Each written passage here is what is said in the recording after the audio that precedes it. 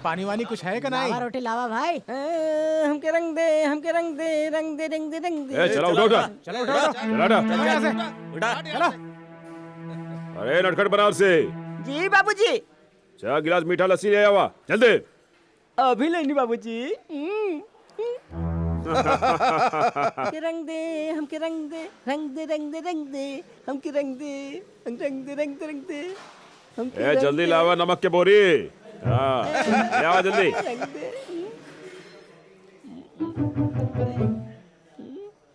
ई रहल मीठा लस्सी मलाई मार के हमार तरह।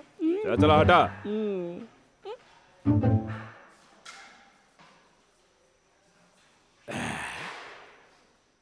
ये सेठ लस्सी हिसाब में लिख लिया। चला चले जाए। चला चला। ए करिया भूत कहाँ जाइल रहल बा? कहाँ जा रहा है? तोहर तो पहले ही 500 रुपए के कर्ज चढ़ गइल बा, समझला? पहले पुराना हिसाब चुकाई दा, फिर नवा हिसाब शुरू करा। और वैसे भी फूलमती हमरा के तोरे जैसन लोगन के उधार देवे से मना कइल है। ए किशन लाल ते हमरा से पैसा मंगबे? और केकरा से मांगी? ए गीला कपड़ा जैसे निचोड़ दे। काहे ट्रक ड्राइवरी छोड़ी के धोबी के दुकान खोली रहल बड़ा तू? ए हम तोहार गीदड़ भपकी में नहीं आवे वाला हई। ई लस्सी का पैसा ता तोहरे के चुकाना ही पड़ी। लस्सी के पैसा चाहिए? हाँ बिल्कुल चाहिए।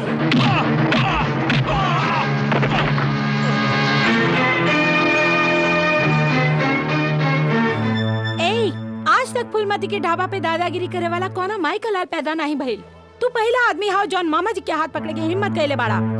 आज हम देख ली कि तू कितना बड़ा मर्द हाउ। लाखन सिंह के साथे तय मुकाबला करबे, तोहरा से का मुकाबला करब? ते तो प्यार करे वाला चीज हबे। चला हट। ए जनाना जब कमर कस के मैदान में उतरे ना लाखन सिंह, तब बड़का बड़का पहलवान के नीचे से हवा निकल जाला।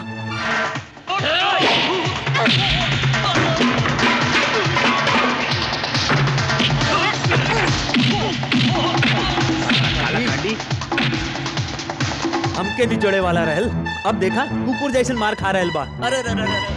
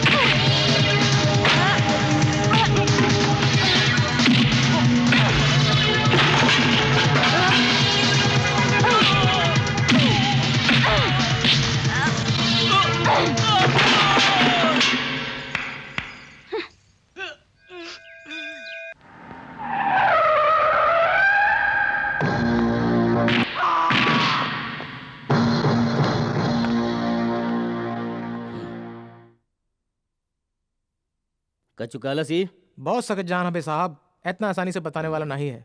सूरजभान सिंह तोरा लगे एक ही रास्ता बा। सरकारी गवाह बनी जा, अर्जुन डकैत और आपन सत्यन के ठिकाना बता द। हमार वादा रहल कि तोरे कम से कम सजा हुई और तोरा जिए के खातिर एक मौका और दिहल जाई। आपन बखत खराब नहीं करी इंस्पेक्टर। सजा का डर एगो राजपूत के गद्दारी खातिर मजबूर नहीं कर सकेला। अर्जुन डकैत और आपन साथियन के खातिर हम अपन जानो कुर्बान कर सकीला।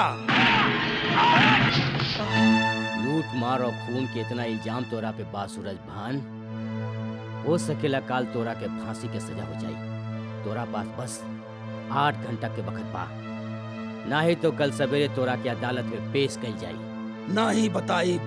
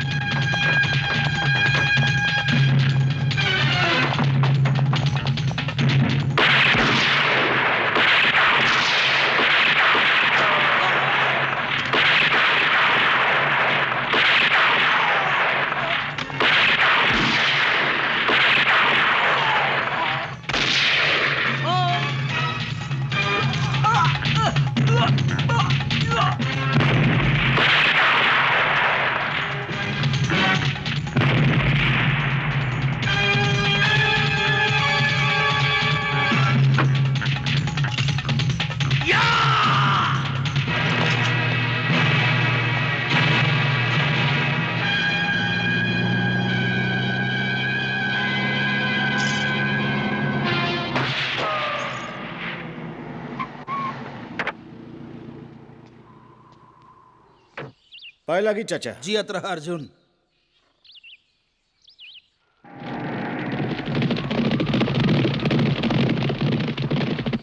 हमार जिंदगी बचावे खातिर तू आपन जिंदगी दांव पे लगाई देहला। ई दुनिया में हर मनई के आपन जिंदगी प्यारा होवेला।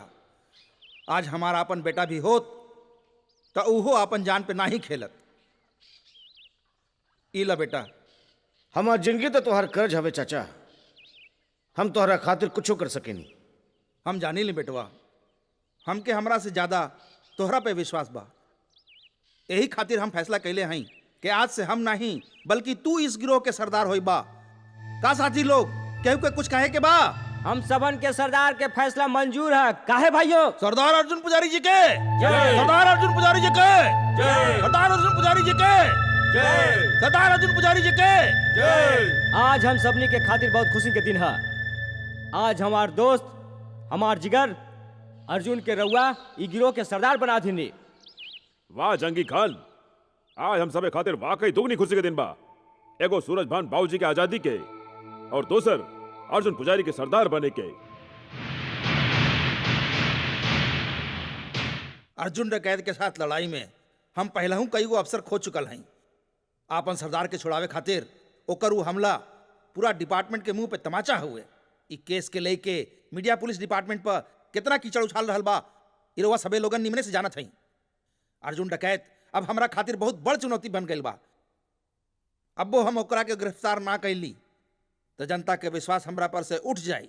सर, अर्जुन डकैत के गिरफ्तार करे के जिम्मेवारी रउआ हमरा के दी। हमार ट्रांसफर चंद्रपुर कराई दी। It's a big challenge officer. का रउआ के विश्वास बा के रउआ लोग अर्जुन डकैत के पकड़े में कामयाब हो जाई? बिल्कुल सर। सर, हम चंद्रपुर जिला के रहे वाला हैं और हमार गांव के आसपास जितना भी पहाड़ी इलाका बा ओकरा के निमन से जाने ली। यही खातिर हमरा के पूरा विश्वास बा कि हम अर्जुन डकैत के गिरफ्तार करे में जरूर कामयाब हो सकब और अपन डिपार्टमेंट के नाम ऊंचा करब। That's good.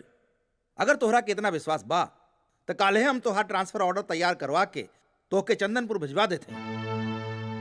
थैंक यू सर। नहीं, छोड़ दो हमरा के, छोड़ दो हमरा के। नहीं होता।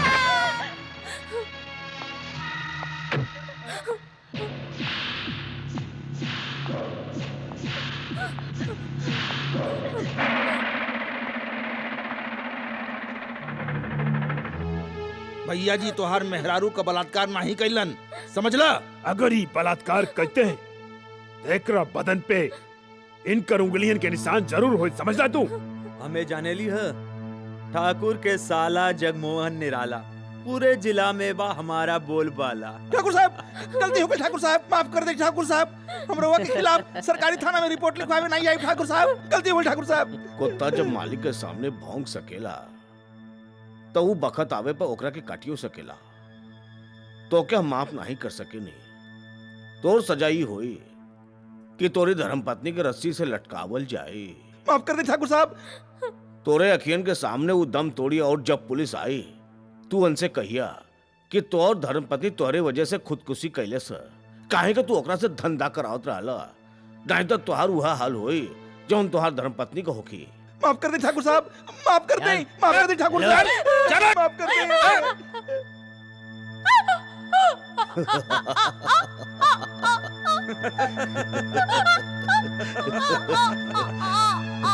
डिंग डांग डिंग डांग डिंग डांग डिंग डांग।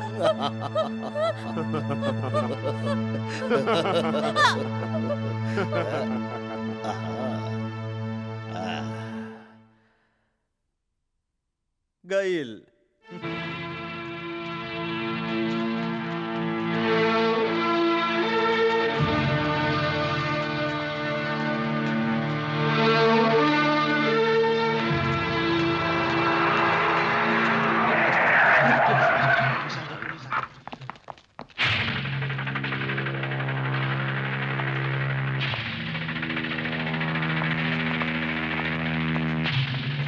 का बात बा ठाकुर साहब, केकर लाश आई?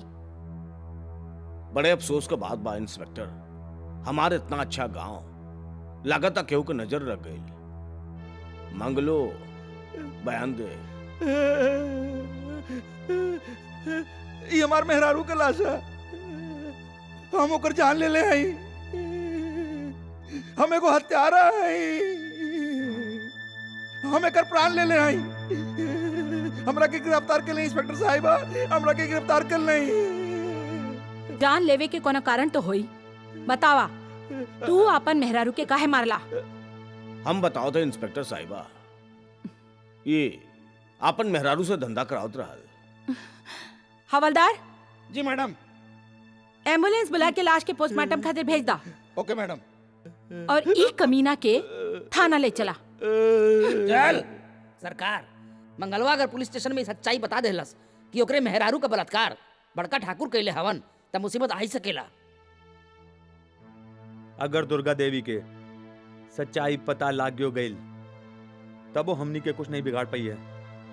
काहे के जीजा जीता ओकर फर्ज और ईमान के पहले ही खरीद के रख ले बाड़न।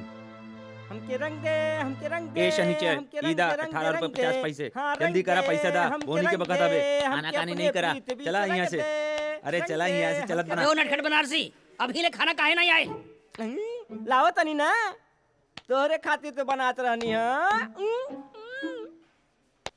हमके रंग दे, हमके रंग दे, हमके रंग दे, रंग दे, रंग दे। 1 2 हमके 3 रंग दे, 4।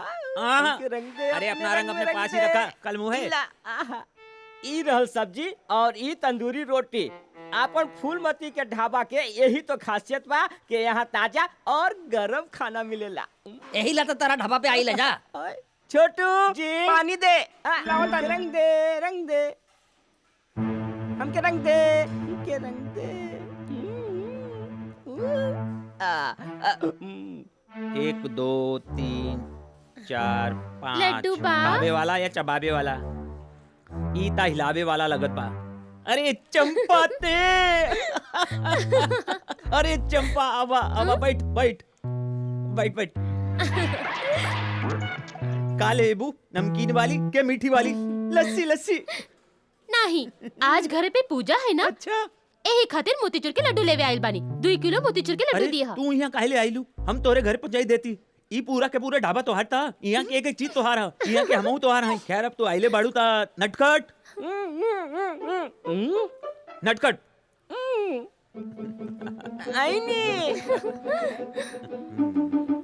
नटखट 2 किलो मोतीचूर के लड्डू पैक कर दा। का भइल? ई ता ऊ बच्चन बा जाने बापू के अकल नहीं मिलल। छोड़, तोहार बापू कहवा हमन। अरे बाबू बाबू तो ठीक बाड़न। आजकल वो हमरा खातिर लड़का खोजी रहल बाड़न। हाँ? बगल में छोरा और शहर में ढिंडोरा। ते उनकरा के बताउल के नहीं कि तू हमरा से प्यार करेलू? हाँ? तो हो कमाल कर लो। हम कैसे बाबू के बताई बात? हाँ, ये बात तो सही बा। तू कैसे कहबू? हम खुदे तोहार बापू से मिलब और बताई के बड़ाऊ हम तोहार प्यारी बिटिया से बहुत प्यार करेली। हाँ? रंग दे, हमके रंग दे। प्रीतम आन मिलो। ई ले लड्डू। चंपा, पैसे कैसन पैसा? एकरा के तू अंदर रखीला। अंदर रख लो। मान ली कि तू फलमती के मामा हवा, लेकिन ई ढाबे में तोहार हैसियत खाली एगो नौकर के बराबर बा। चंपा के मुफ्त में लड्डू नहीं दे सकेला। चंपा, ई 40 रुपया भइल लड्डू के और 10 रुपया तू रखला, ब्यूटी पार्लर जइहा।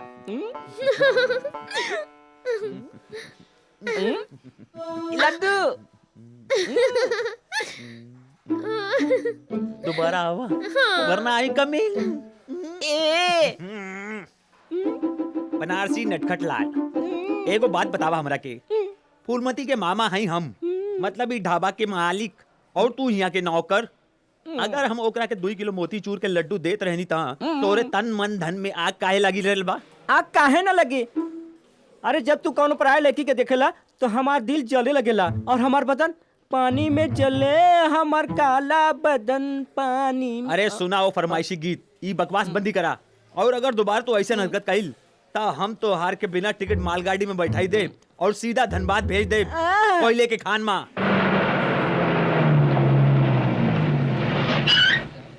अरे पानी वानी कुछ है का नहीं? रोटी लावा भाई। हमके रंग दे, हमके रंग दे, रंग दे, रंग दे, रंग दे। ए चला उठा उठा चलो उठो उठो। चला उठा। चलो यहाँ से। उठा। चलो। अरे नटखट बनारसी, जी बाबूजी। 4 गिलास मीठा लस्सी ले आवा जल्दी। अभी लेनी बाबूजी। के रंग दे हमके रंग दे रंग दे रंग दे रंग दे हमके रंग दे रंग दे रंग दे रंग दे हमके ए रंग जल्दी दे, लावा नमक के बोरी। हाँ, ले आवा जल्दी। रंग दे। ई रहल मीठा लस्सी मलाई मार के हमार तरह। चला चला हटा।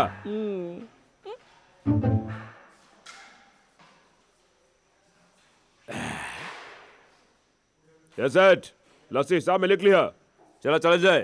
चला चला ए करिया भूत कहवा जाइल हर बाड़ा कहाँ जा रहा है तोहर तो पहले ही 500 रुपए के करज चढ़ गइल बा समझला पहले पुराना हिसाब चुकाई दा फिर नवा हिसाब शुरू करा और वैसे भी फूलमती हमरा के तोरे जैसन लोगन के उधार देवे से मना कइल है ए किशन लाल ते हमरा से पैसा मंगबे।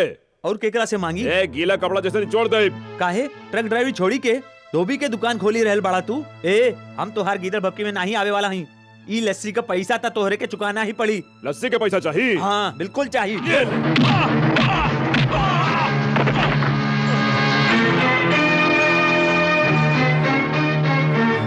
ए आज तक फूलमती के ढाबा पे दादागिरी करे वाला कोनो माई का लाल पैदा नहीं भइल। तू पहला आदमी हाउ जॉन मामा जी के हाथ पकड़े के हिम्मत कैले बाड़ा। आज हमहू देख ली कि तू कितना बड़ा मर्द हाउ। काकन सिंह के साथे तय मुकाबला करबे तोहरा से का मुकाबला करब ते ता प्यार करे वाला चीज हवे। चला हट। ए जनाना जब कमर कस के मैदान में उतरे ना लखन सिंह तब बड़का बड़का पहलवान के नीचे से हवा निकल जाला।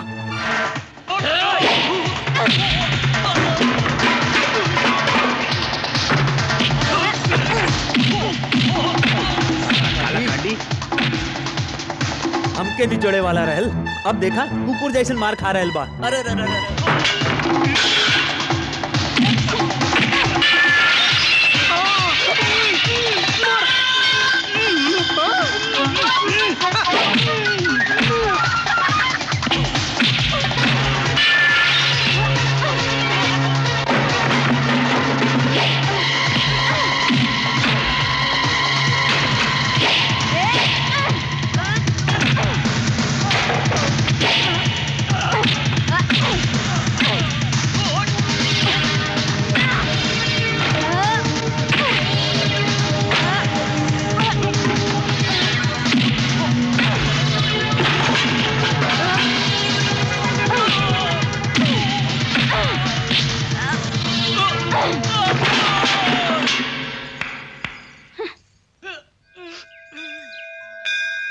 श्री गणेशाय जय गणेशाय ओम गणपते नमः श्री महाकाली महालक्ष्मी महासरस्वती दैत्वे नमः ओम नमः शिवाय ओम नमः शिवाय ओम नमः शिवाय ओम नमः शिवाय ओम नमः शिवाय ओम नमः शिवाय ओम। चाची तनी खाना खा ले। नहीं बिटिया नहीं।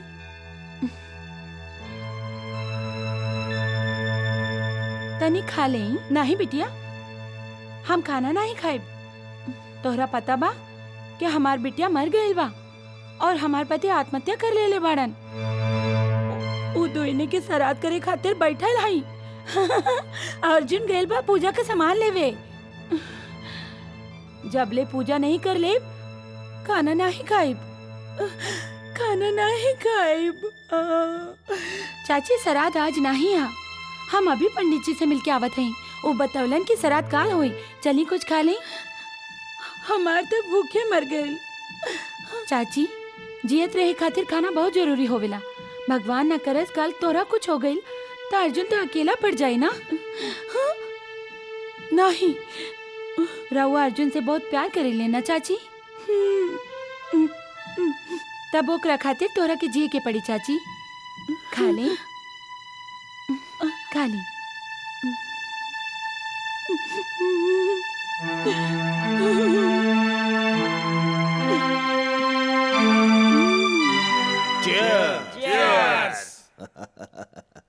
अच्छा विशाल एक बात तो बतावा तुहार पोस्टिंग तो शहर में भइल रहल तू यहाँ गांव में कैसे आ गेला? भैया रउआ सबे जन से दूर हमार शहर में दिन नहीं लगत रहे यही खातिर हम अपन पोस्टिंग यहाँ गांव में करा लेली बस। ए का कहत बड़ा विशाल है।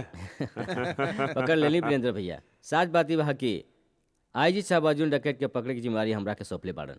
यही खातिर हमारा तबादला ई गांव में कर झेल गइल बा। ये तो अच्छी बात बा, बहुत अच्छी बात बा। लेकिन हमरे लिए इससे ज्यादा खुशी की बात यह है कि तू यहाँ गांव में आ गई ला। इतना बेसाल तू हर जीत रहल के तू है पुलिस की नौकरी करे के रहल, वरना आज तक हमरे खानदान में हमरे पूरे परिवार में क्यों ना तो सरकारी नौकरी कैले से ना कोनो प्राइवेट काम कैले से।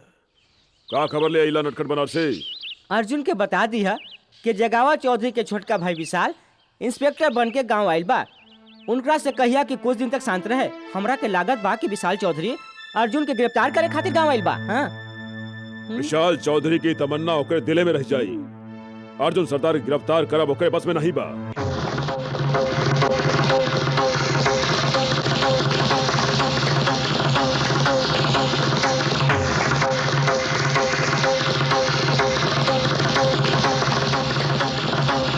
सरदार, नटखट बनारसी खबर देले बा कि जगावर चौधरी के छोट भाई गांव में इंस्पेक्टर बन के आ गइल बा। एकर मतलब वो कमीना चिलकौआ ठाकुर के पता लगिल बा कि ओकर आखिरी वक्त आ चुकल बा। लेकिन ये खबर हमरा खातिर निमन नहीं बा। ठाकुर के इंस्पेक्टर भाई हमरा पीछे पड़ सकेला। तो चिंता मत करा सूरजभान चाचा, ऐसा थानेदार के अर्जुन पुजारी कच्ची सुपारी के जैसन चबा के खाए जाला। रहल जगह और चौधरी के बाद वो अगर अपने चारों ओर लोहन का दीवार भी खड़ा कैले तब वो बच ना सकेलन। काहे के मौत का हमला हर कवच के तोड़ देवेला। जीजा जी राउर फोन है। हेलो, ओ हेलो हेलो गिरधारी जी, नमस्ते नमस्ते। हाँ कैसे नहीं आप? हम तो बिल्कुल ठीक है। बहुत बहुत शुक्रिया गिरधारी जी कि आपकी वजह से हमके टिकट मिल गए। लेकिन आप बिल्कुल निराश न होइए। हम यही बताएं कि आप दिल्ली से कब आवत हैं, हम आपके खुश कर देबे। हाँ, अच्छा जी, शुक्रिया, मेहरबानी, थैंक यू वेरी मच।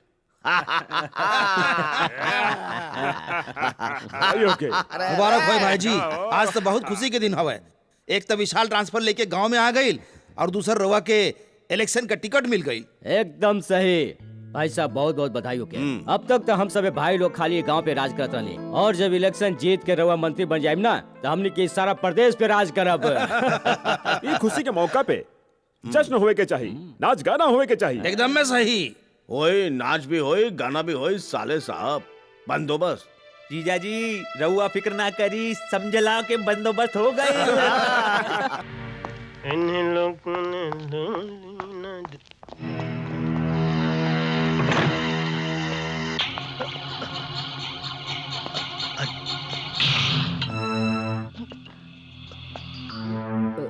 अर्जुन ना अर्जुन गोली मत चलिया। बंदूक के गोली से तोर मौत बहुत आसान हो जाई ठाकुर, और हम तो के आसान मौत नहीं मारल चाहत हई।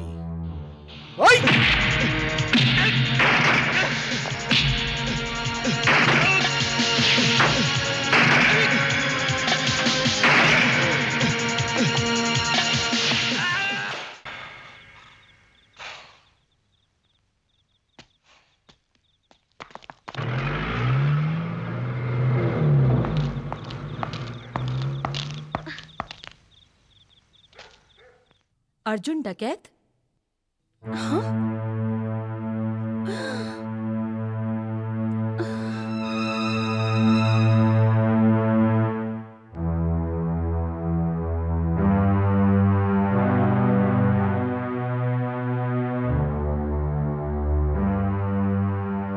राउर भाई के मौत के बहुत दुख बा ठाकुर साहब। ई तो इत्तेफाक के बात था कि जौन बखत इंस्पेक्टर विशाल की हत्या भइल ओ वक्त हम ड्यूटी पे नहीं रहनी, नहीं तो एवं इंस्पेक्टर विशाल के लाश नहीं बल्कि अर्जुन डकैत के लाश होइत। अर्जुन डकैत रउआ खातिर कैसेट भेजले हवन।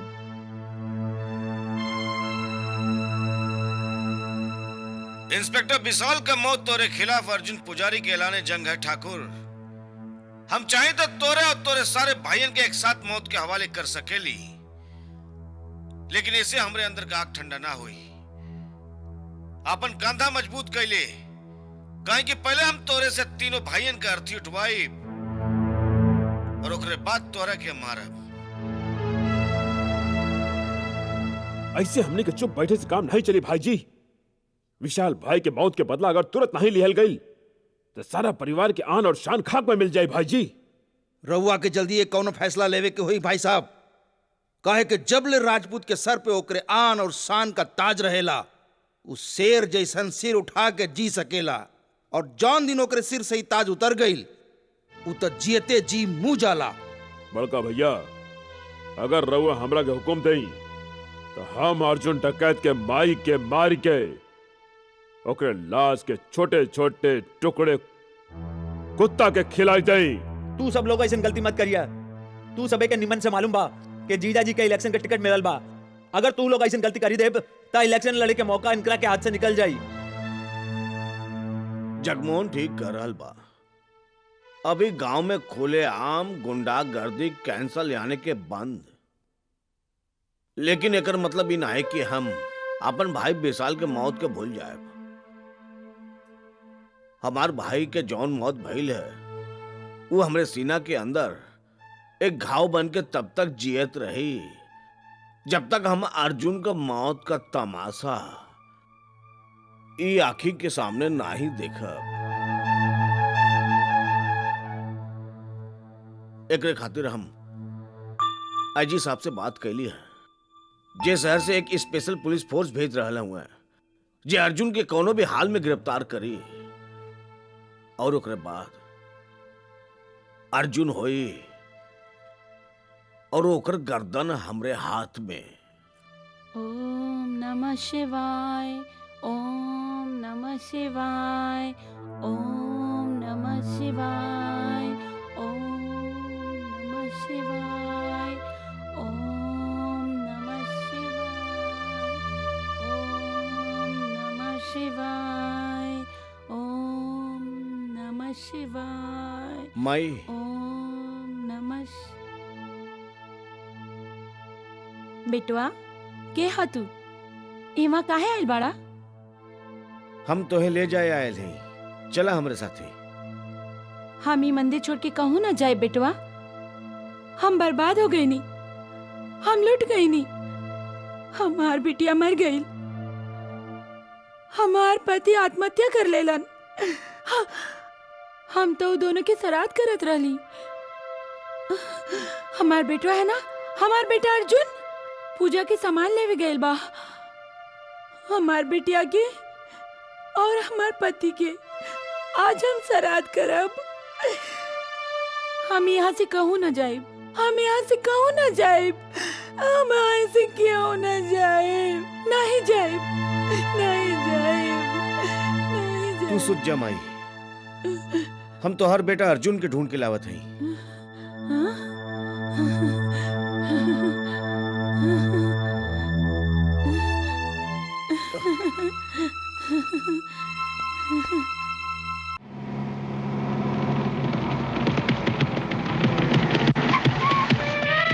सरदार,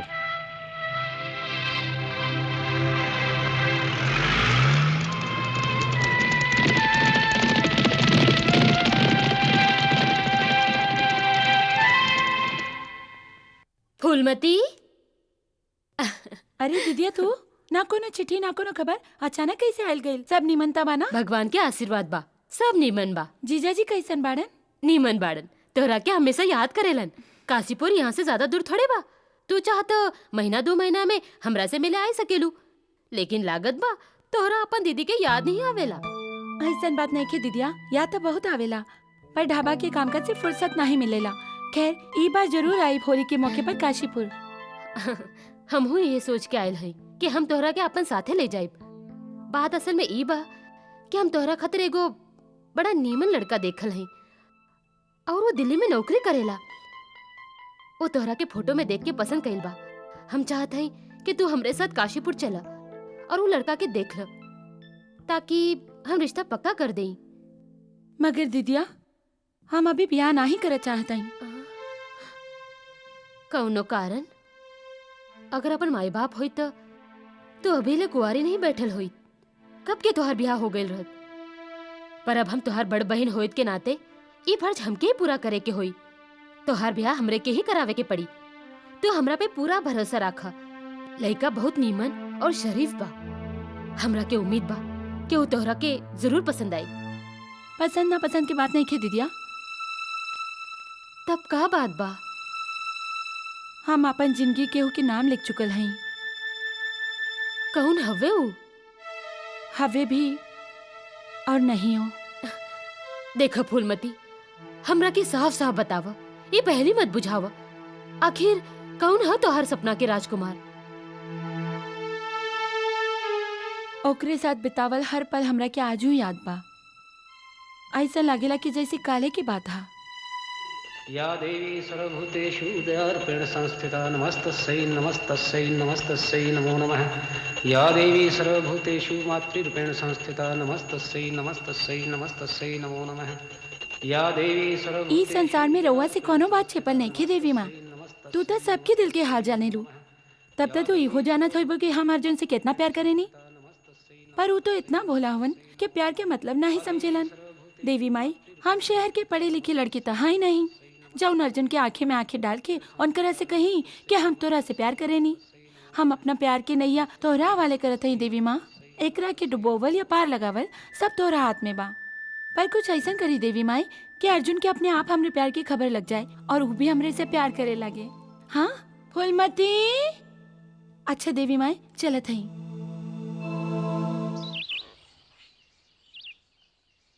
कहाँ रह गल बिटिया तू? कहू नहीं काकी, वो अपन कमला मौसी है ना, उनसे बतियावत रही और वो तोरा दे मालूम बा ले देखे एक ही काम बा उनके रह लगे सारा गांव के बुराई कर। नीमन भर जो तू आवाज दे दे लो, बड़ा मुश्किल से जान छुड़ा के आई नहीं हम। ये सांस नहीं खे फूलमती, तू झूठ बोल रहा है। तू चुप बैठा। जब दो बड़ बतियावत होए तब बचपन के बीच में ना बोले चाहिए, समझला? तू भगवान से जोन गुरुदेव के बारे में बात कर लियो ना, हम सब सुन लेनी है। का बात कैले सही हमके बतावा। कुछ नहीं शिवचरण, तोरा के हमरे ढाबा की लस्सी पसंद बना? हाँ हाँ फूलमती। तो ढाबा पे आ जाए, यहाँ 2 गिलास पिलाइब। ए शिवचरण, बतावा ये भगवान से हमरे बारे में का कहत रहल? कौनो बात नहीं है गुरुदेव, इहे के तोहार सेहत निमन बनल रहे और तू हमेशा हंसत मुस्कुरात रहे। तू पंडित का चेला होके झूठ बोलत हवा। का कर गुरुदेव, 2 गिलास लस्सी के सवाल बाना। चुप। हम बतावत है अर्जुन भैया, ई भगवान से तोहरे बारे में ई प्रार्थना कैले हुई कि तू जल्दी से जल्दी ब्याह खातिर हाँ करी द। का फूलमती? शर्मा गेल। हम तोहार बाबूजी से बात कर ले हैं अर्जुन। अब तोहार कोनो बहाना ना ही सुनब। अगला महीना होली बा, होली के बाद कोनो नीमन मुहूर्त निकलवाई के फूलमती के साथे तोहरा ब्याह करा देब। माई, हम कितना बार कह चुकल है कि हम ई शादी ब्याह नहीं करबे, फिर तू काहे खातिर जिद करेलू? ब्याह न करबा तो का जिंदगी भर कुंवारे रहबा गुरुदेव? तू तो कुंवारा हुआ, तू ही कैला। अर्जुन भैया, कुछ तो बुढ़ माई के ख्याल कर। तोहरे ब्याह से माई के बड़ा आराम मिली। अगर फूलमती हमार भौजी बन के आ गई ना तो सारा घर आराम से संभाल ली, समझला? तू खुदे सोच ले गुरुदेव, माई के दिल कितना खुश होगी। का बात है भाई, का पंचायत चल रहा है? देखी ना बाबूजी, माई बेकार में ब्याह खातिर जिद करत हईन। एकरा में बुराई का है बेटवा? ब्याह जिंदगी के जरूरत है, यही से बंस चलेला। लेकिन हम शादी ब्याह के चक्कर में भगवान के भक्ति से दूर नहीं होवल चाहते हैं। हम अपन सारा जिंदगी भगवान के भक्तियों में बितावल चाहते हैं। बेटवा,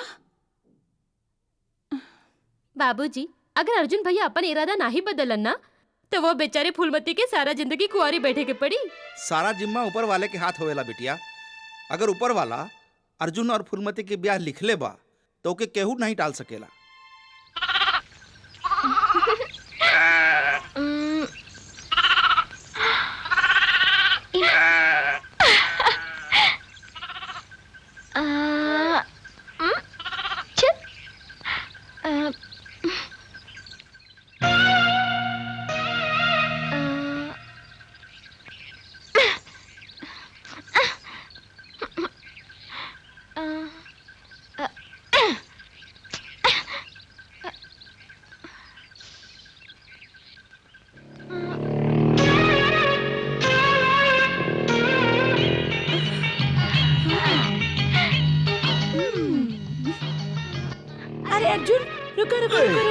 अरे अर्जुन, निमन भाई तू आ गेला। हम कबले इमली तोड़े की कोशिश करत आने, हमार हाथे नहीं पहुंचा। तू उतरा ना। काहे? तू उतरा था सही। चला देखा कितना अच्छा इमली बा। त हमरा के चाहिए तू बैठ ना, हम तोरे ऊपर चढ़ के तोड़ कबू ले। नहीं। देख बैठ जा, हम तोरा के 2 ही दिन तक परेशान ना करब। बैठ जा ना।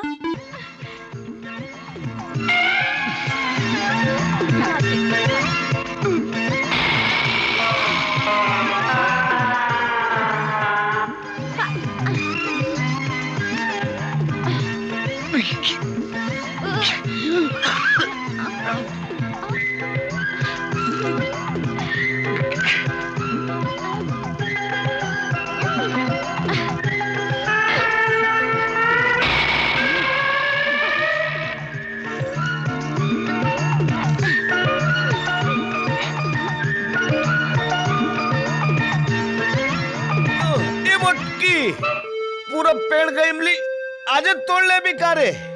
इमली तो हम खा लेंगे, पर हम बहुत थक गए नहीं, तो हमरा ऐसे ही घर ले चल। अरे तू हमके टांगा खींचे वाला घोड़ा समझ ले का? ई छी छी छी छी छी, कैसन बात करत हई?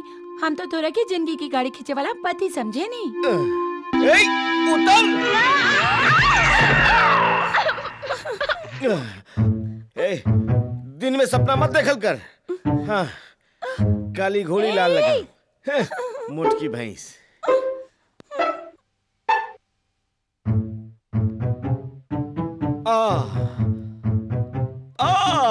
गुरुदेव, तुहार हड्डियन के चरमाहट की आवाज ई बता रहल बा कि निश्चित रूप से रउआ 10 मन चावल के बोरी उठौले बाड़ा।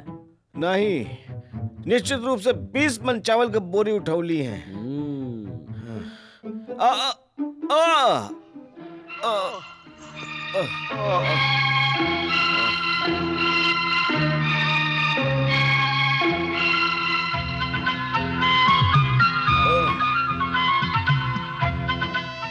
अरे ठीक से दबावा शिवचरण, ऐसा लागत बा कि कोनो लड़की दबावतिया।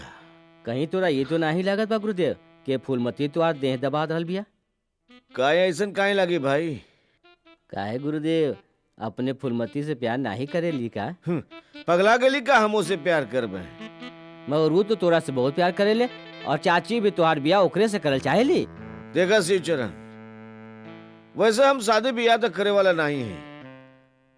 अगर माई के जीत के कारण ब्याह करही के पड़ल न, तब हम फूलमती से ब्याह नहीं करबे। काहे गुरुदेव, फूलमती में कोनो खराबी बा का? अरे तो छैयो कौन बा? वो तो हमें कहूं से भी लड़की ना लगेली। ओकर चाल मर्दाना हवे कि वो छेड़ देला तब मार धाड़ पे उतर जाली, और ओकर नाको भी टेढ़ी बिया, एक आंख भी छोड़ बिया। अब तू ही बतावा, ऐसा लड़की से के बिया करी? अरे फूलमती ते ता हमार चाल मर्दाना हवे, हमारी एगो आँख छोटी बिया और हमार नाक टेढ़ बिया। एही खातिर तू हमरा से ब्याह नहीं करबा। हम जी के का करब? अब हम जावत हई अपन जान देवे। अरे फूलमती रुक जा, हम तो मजाक करत हई। गुरुदेव, अगर वो अपन जान दे दे तो लेवे के देवे पड़ जाई। ओकरी मौत के जिम्मेवार भी रोवे होखब। जाई जाई, रोकी ओकरा के रोकी गुरुदेव। ओए लेकिन फूलमती, अर्जुन पुजारी अब डाकू बन चुकल बा। ओकर प्यार अपन दिल में बसाई के रखब बेवकूफी हुई। हमार विचार से तोहरा ओके भूल जाए के चाही। जो दिल में केहू के प्यार बसल होत ना दीदी, ओकरा के भूल जाए बहुत मुश्किल होवेला। हम अर्जुन पुजारी से प्यार करेनी, उनके अपन मन मंदिर के देवता बना चुकल हैं। अब तक केहू और खातिर हमारी जिंदगी में जगह नहीं दीदिया।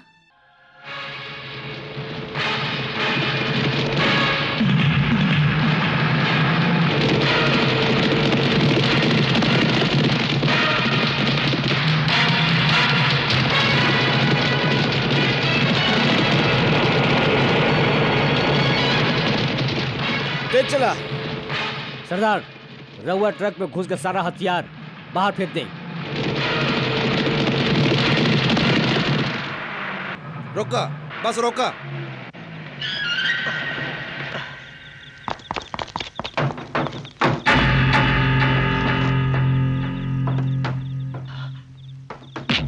बढ़िया।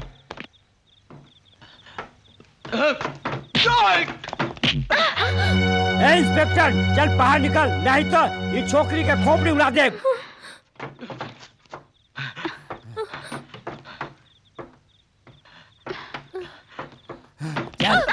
चल गाड़ी चला।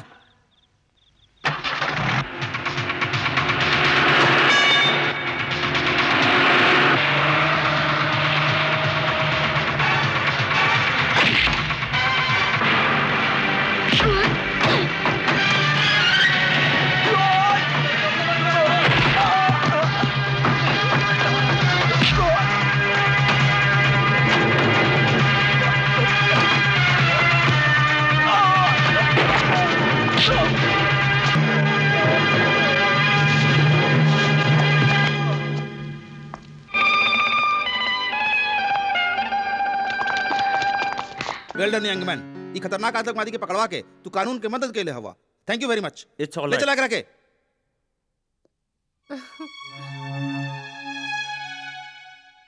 Hello mummy. हेलो पापा। अरे अंजू, अरे अंजू बिटिया तू आ गई ले। अरे बिटिया, अरे अरे अरे कैसे ना हो हाय बेटी? चाचू। Hi, how are I you? Am fine. का अनु बिटिया अपने मामा को भूली गई ना है ना हेलो। ऐसन कैसे हो सकेला? ई घर में एक ही तो जोकर बा जोन सबके हंसावत रहेला। यही देखी का कह रही बिया। एके तो और माई दहेज में लेके आई लहला। आ जाई रहुआ भी। और ये कानू शहर जाए के तू अपन सारा संस्कार भुला गेले का? और सुना, ई जौन तोहर हाय हेलो बाना, ई इहवा ना चली। इहवा तो तोहरा के गांव के हिसाब से रह के होई, समझ ली? रहे दे ठकुराइन, अब जमाना बदल गई बा। तो हर बिटिया अंग्रेजी मीडियम में पढ़ल बिया। अब भी अपन जिंदगी अपने हिसाब से ही जी है। तू चाहे लाख जतन कर ला। लेकिन तू ऐसा कपड़ा पहन के घूमबू तो गांव वाला सब का कही है? कुछ कहल तो दूर के बात बा। ई गांव के कौनो आदमी में इतना हिम्मत नहीं खे कि हमनी के भतीजी की तरफ आंख उठाई के भी देख सके। और वैसे भी ई ड्रेस में बुराई का बा। ई तो आजकल के जमाना के नया फैशन है, नया फैशन। और अपन भतीजी आज के जमाना के हिसाब से ही चल रहल बिया। का भतीजी? You are right.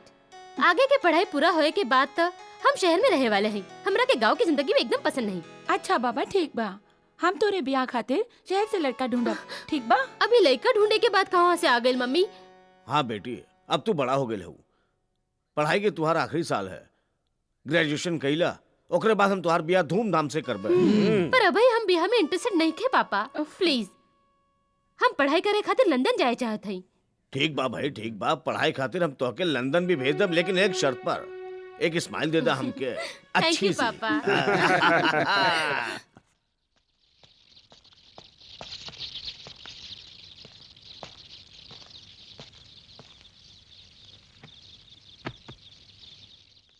गोड़ लगाता नहीं बाबूजी। अरे बिटुआ तू अचानक यहाँ कैसे? हम तो खुदे तोरा से मिले दिल्ली आवे वाला रहनी। बाबूजी तो हर बहुत याद आवत रहे, यही खातिर आ गई। अच्छा ठीक कैला। ई बतावा, तोहार चाचा और उनका परिवार कुशल मंगल से तो बाना? हाँ बाबूजी, चाचा जी के घर में सब ठीक बा और रउआ के बहुत याद करत आनी। चाचा जी रउआ के नमस्ते कहले हव और ये कहले हव कि दिवाली के मौके पर तू दिल्ली आ जाओ। हाँ बिटुआ, हमहू यही सोचत रहनी कि ई गांव हमेशा खातिर छोड़ी के दिल्ली में जाके बस जाए। बोला तोहार का नाम बा? लेकिन बाबूजी रउआ तो हमेशा ये कहते रहनी कि रउआ के गांव की जिंदगी पसंद बा। फिर आज यूं अचानक दिल्ली जाके बस की बात काहे सोच रहे हैं? का बताई राजू बेटा, अभी गांव रहे के लायक नहीं रहल। ठाकुर और अर्जुन पुजारी की दुश्मनी के कारण ये गांव पूरा के पूरा रणभूमि बन चुकल है। खैर छोड़ा इस सब बातन के, चला भीतर चला। आवा।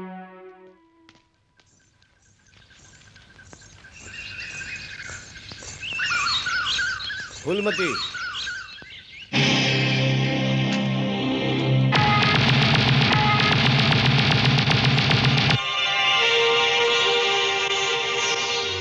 तुहार प्यार हमके अपन रास्ता बदले के मजबूर कर दिले बा फूलमती। ये खून खराबा के जिंदगी छोड़ के अब हमेशा खाते तोरे लगे आगे नहीं। का तू सच बोलता हो Arjun?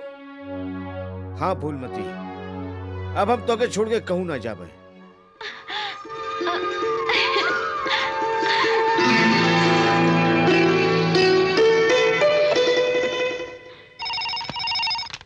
Hello Chandrapur police station. हाँ, हम हरिपुर थाना से इंस्पेक्टर बलदेव सिंह बोल रहल बानी। का हम इंस्पेक्टर खान से बात कर सके नहीं? हाँ, हम इंस्पेक्टर खान बोल रहे हैं। सर, हम बलदेव सिंह बोल रहल बानी। हमार मुखबिर खबर देहले बा कि गांव के चौधरी के लूटे खातिर अर्जुन डकैत आवे वाला बा, लेकिन हमार थाना में सिपाही बहुत कम हवन। अगर रउआ सिपाही और गोला बारूद भेज दें तो हम जाल बिछाई के अर्जुन डकैत के गिरफ्तार कर सके नहीं। अगर ऐसा बात है तो पुलिस फोर्स हम अभी भेजे था।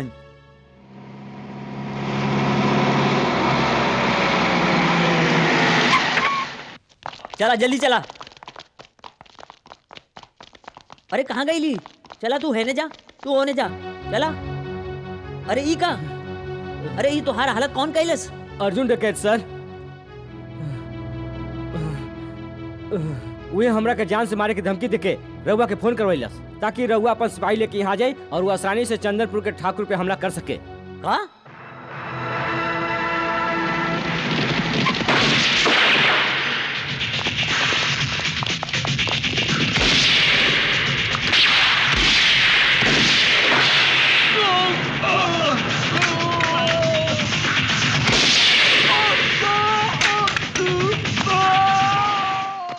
जहांगीर खान,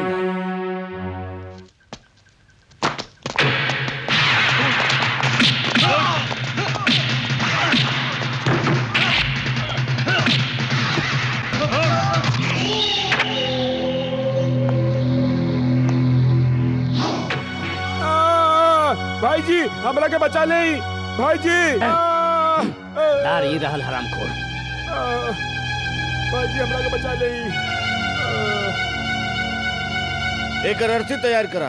ये कायरता है अर्जुन डकैत, हमरे भाई के छोड़ दा। अर्जुन हमार भाई के छोड़ दा, नहीं तो तोहार हम हस्ती मिटाई दे। अर्जुन पुजारी स्लेट पर लिखल ABCD नहीं है, जेके तू अंगूर से मिटा दे बा। मिटेगा तो एक एक कह के तू लोगन के बाद ठाकुर। आज एकर बारी है, उठावा के।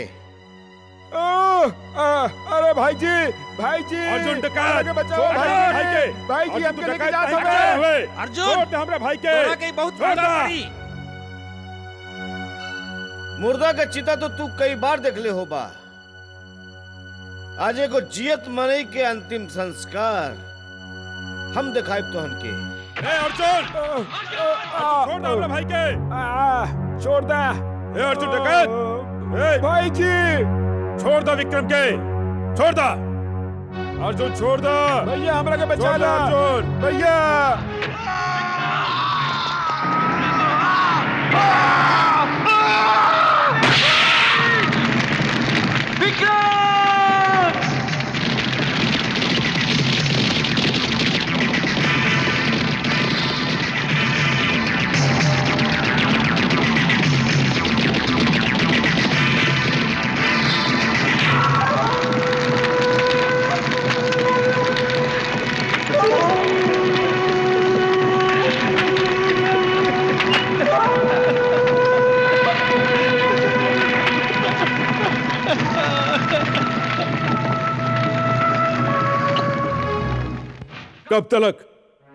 कब तलक हम कारण जैसे चुपचाप बैठल रही बड़ा भाई जी। अर्जुन डकैत हमने के घर में घुस के हमने के छोट भाई के जियते जला के चल गई और हमने के यहाँ विक्रम के मौत के मातम बना रहे नहीं।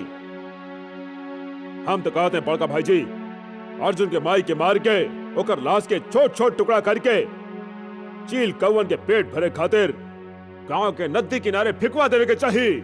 शेर कबहू मरल शिकार नहीं खाला। अर्जुन के माई तो पागल बिया, तो वैसे मरल बिया। कौनो ऐसा आदमी के मारा जेकरे मरले से अर्जुन के तकलीफ होवे। तब भाई जी एक काम कल जाए, हम फूलमती के मार देते हैं। फूलमती के मारे के बाद अर्जुन हमनी पे जरूर हमला करी और उ बखत हम पूरा तैयारी के साथ होकर शिकार खातिर बैठल रहा और अर्जुन हमनी का ई चाल के जाल में फंस जाए और फिर हम ओकरा के ऐसन मौत मारब के मौतो ओकर ई मौत देख के कांप उठी। कौनो भी कदम उठावे से पहले तू सबे ठंडा दिमाग से सोच ला। अगर फूलमती के मार दे ता सारा गांव वाला हमनी के खिलाफ हो जाइए और जीजा जी के मंत्री बने के सपना कभी पूरा ना हुई। जगमोहन ठीक कह रहल बा। अर्जुन डकैत के मारे खातिर हम लोगन के दूसरा रास्ता ढूंढे के होई। जीजा जी, हम एगो ऐसन खतरनाक आदमी के जाने नी जौन पैसा खातिर कुछो करी सकेला। हमके ऐसा खूंखार शिकारी की जरूरत है। पता लगाओ वो कहाँ है। एक कल्लू पत्ता लगावा। ले, अरे डाला।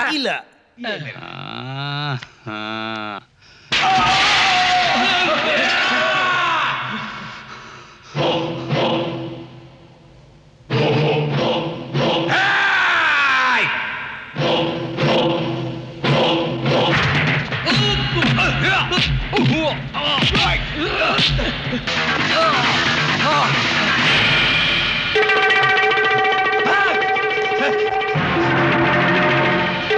नहीं मारिया, हमका मान नहीं मारिया, माफ कर दे।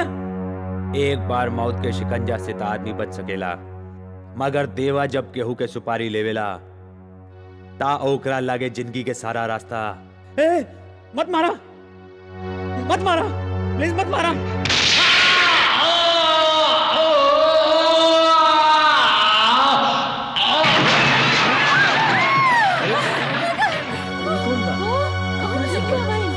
कौन हवे?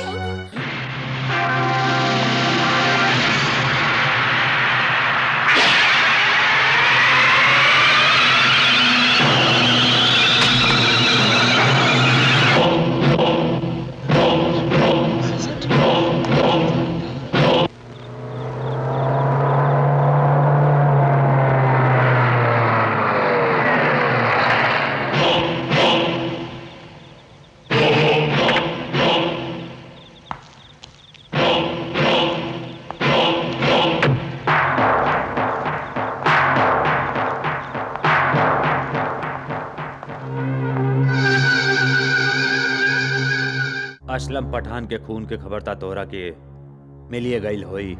टीवी पे खबर देख के आ रहे काम तो बड़ा सफाई से कैला। 5 लाख रुपया तो हम पहले ही दे चुकल हैं और ई बाकी के 5 लाख।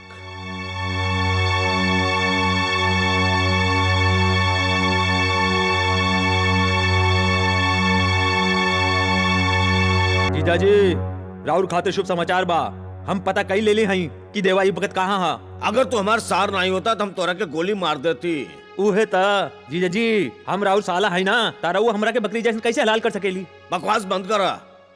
तू जौन भी काम करेला आधा करेला।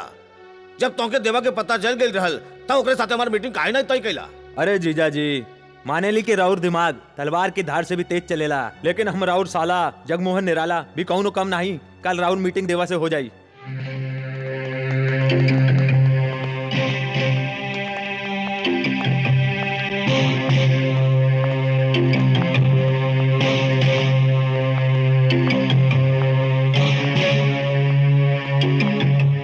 जीजाजी देवा भाई। नमस्कार देवा भाई। नमस्कार देवा भाई। देवा भाई हम तोके नमस्कार के लिए और तू जवाब नहीं देला।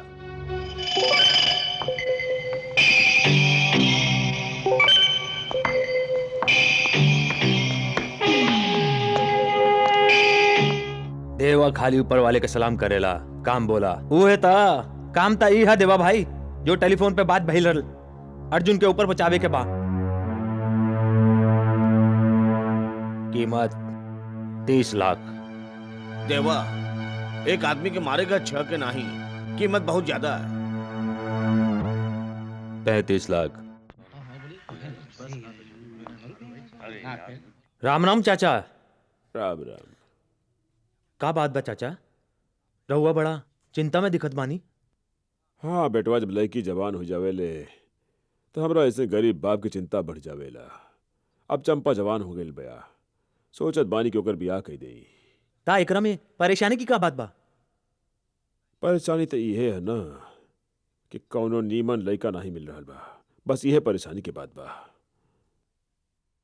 ता चाचा जी लड़का मिल गई समझी। का तोहरा नजर में कौन लड़का बा? चाचा हम तो हर बिटिया चंपा से ब्याह कई चाहते हैं। काहे मजाक कर रहे हो बेटवा, तू सब बड़ लोग हवा और हमनी के खेत में काम करे वाला एगो मामूली किसान।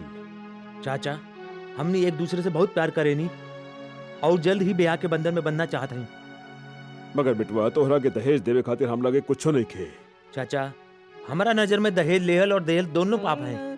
रहुआ ओकरा के ब्याह के जोड़े में विदा कर दे, उहे हमरा खातिर बहुत होई। ब्याह के जोड़ा चाचा अर्थी के सामान भी पैक करा दिया। का बकवास करत बाड़े, जब दुई बड़ लोग बातियावत हो ता खुजली वाले कुकुर लोग नहीं बोलन करते। यहाँ हम अपन शादी की बात कर रहे हैं और तू बर्बादी की बात कर रहे बाड़े। जा यहाँ से अपन काम कर। चाचा किशन लाल मंगली बा, और अगर तू अपन बिटिया के ब्याह एक संगे कैला तो दूसर के दिन चंपा के उठ जाए अर्थी। ये का कह रहे बाड़ा तू? चाचा जी रहुआ ई खुजली वाले कुकुर की बात में नहीं आई, ई फिर से गुजावत बाड़ा। हम मंगला नहीं है, रहुआ जाए के ब्याह की तैयारी करी। चाचा जी अगर रउआ के हमरा पे भरोसा नहीं खे तो कोनो पंडित से पूछ ली और एक कुंडली दिखा ली। ई मंगला है मुआ पगला है। किशन लाल, इतना बड़ धोखा हमरा की तोरा से ये उम्मीद नहीं रहल। चाचा जी कालिया तो हर जात को बेदा मारू। नटखट बनारसी, तू हमारा घर बसे से पहले उजाड़ देला, हम तो वहाँ के जान से मार डालो। तो मार देना। अरे तोरे प्यार में हम मर के भी अमर हो जाए, पर हमरे जीते जी कोनो और से तोहार ब्याह ना होवे दे। काहे के हम बने तुम बने एक दूजे के लिए। किशन लाल जी, राम राम। अरे बड़ा जल्दी में लागत बड़ा। अरे कहाँ जात हवा तू? हम नरक के सैर करे जात हई, रउआ हमरा संगे चलब पसंद करब? पंडित के साथे ऐसा बात ना कहिए किशन लाल। ये बतावा समस्या कहा तो हो सकेला हमरे द्वारा तोहर कल्याण हो जाए। पंडित जी रउआ खुदे एगो कल्याण केंद्र हई, तू हमार का कल्याण करबा? हमरा बहुत गंभीर समस्या बा, तू सुनबे पसंद करबा? हाँ। ता सुनी, नटखट बनारसी ने हमार होने वाला ससुर के बता देलस कि हम एक मंगली लड़का हई और अब वो अपन बेटी के ब्याह हमरा साथे नहीं कल चाहत हवे। वो समझलन कि स्वागत वाले दिन उनकर बिटिया सीधा ऊपर चली जाई। हाँ अरे नटखट बनारसी कमन होए वाला भविष्यवाणी करे वाला। अरे वो कौन अंतर्यामी है का? और इहवा तो खाली शनि पंडित ही भविष्यवाणी कर सकेला। एगो काम करा, तनिया अपन सोच हाथ दिखावा। सीधा वाला? हाँ। अरे तो उल्टा हवे। पंडित जी हमार हाथ की रेखा का कहत बा? किशन लाल, तोरे हाथ के लकीर कहत बा तोरे लगे पैसा बहुत बा, पक्की ब्याह में बाधा बा, शनि के दरवाजा पे राहु के पहरा बा, यही खातिर तोहार ब्याह नहीं हो सकेला। माने के जिंदगी भर हम कवारा रहे, हमार चंपा हमरा के नहीं मिल सकत। पंडित जी अरे ये हम कहवा कहली? अरे तोहरा के तोहार चंपा मिली है और जरूर मिली। अरे तोहार ब्याह हुई, मगर ब्याह के 7 दिन बाद तोहार चंपा भगवान के प्यारा हो जाई। चुप कही, हमार बगिया में फूल खिले से पहले ही हमार फूल मुरझाए चाहिए।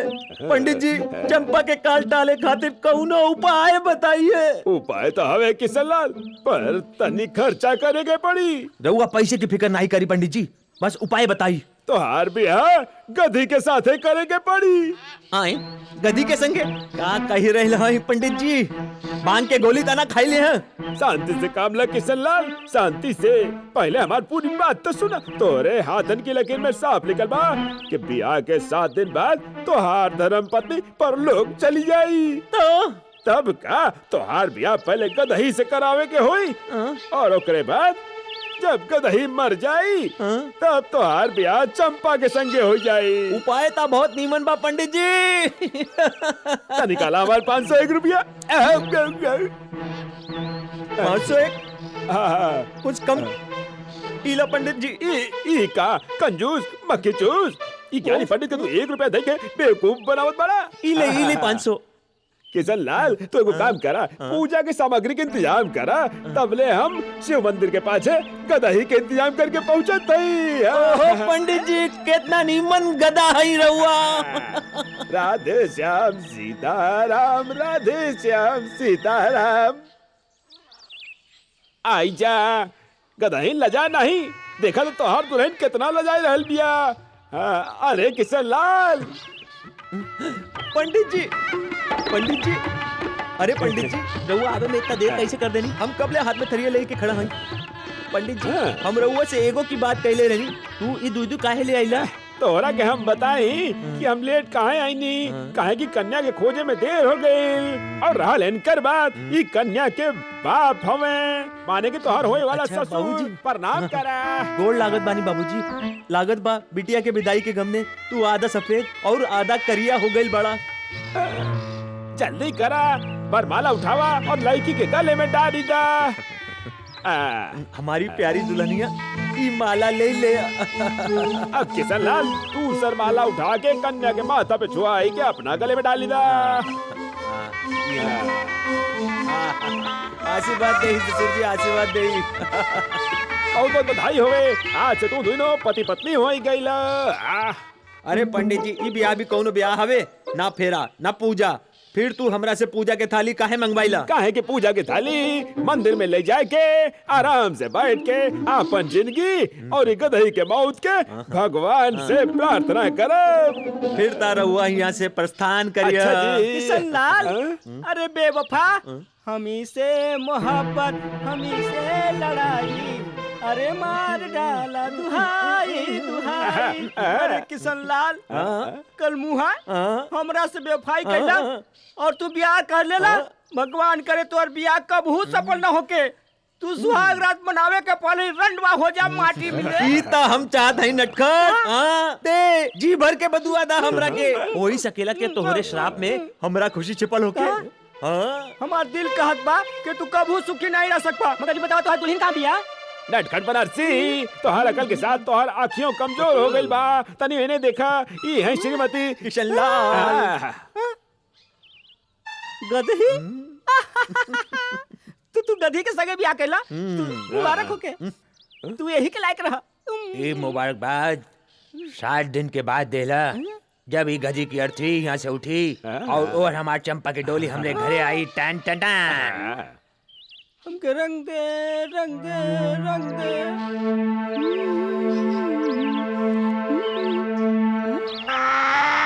गधा?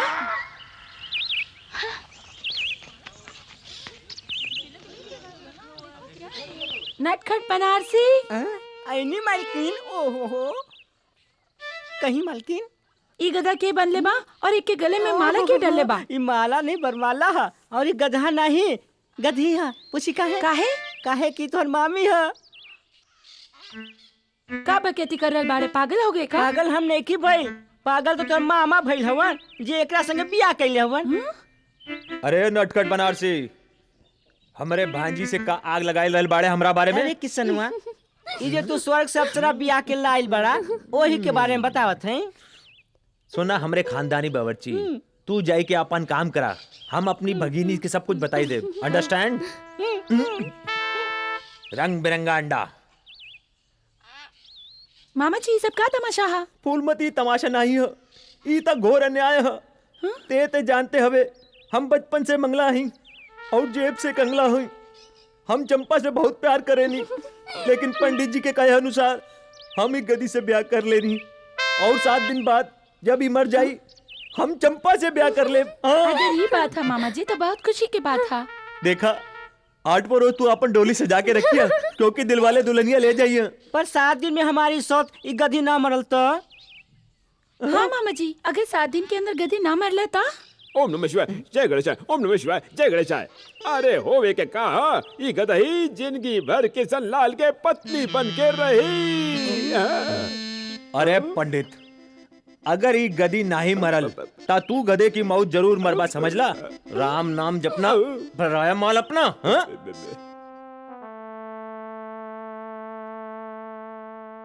अनु, कौन विचार में खोयल हो? हमरा के तोहरा से कुछ कहे के बा। कहा ना, के कहा चालू? कहीं दी? अनु, अब हमनी के नीमन दोस्त बन चुकल हैं, फिर इतना हिचकिचाहट? तोहरे दिल में जो कुछ है तू ही कही ना। अच्छा ठीक बा, तोरे दिल की बात हम कहते हैं। तू हमार से बहुत प्यार करेलू।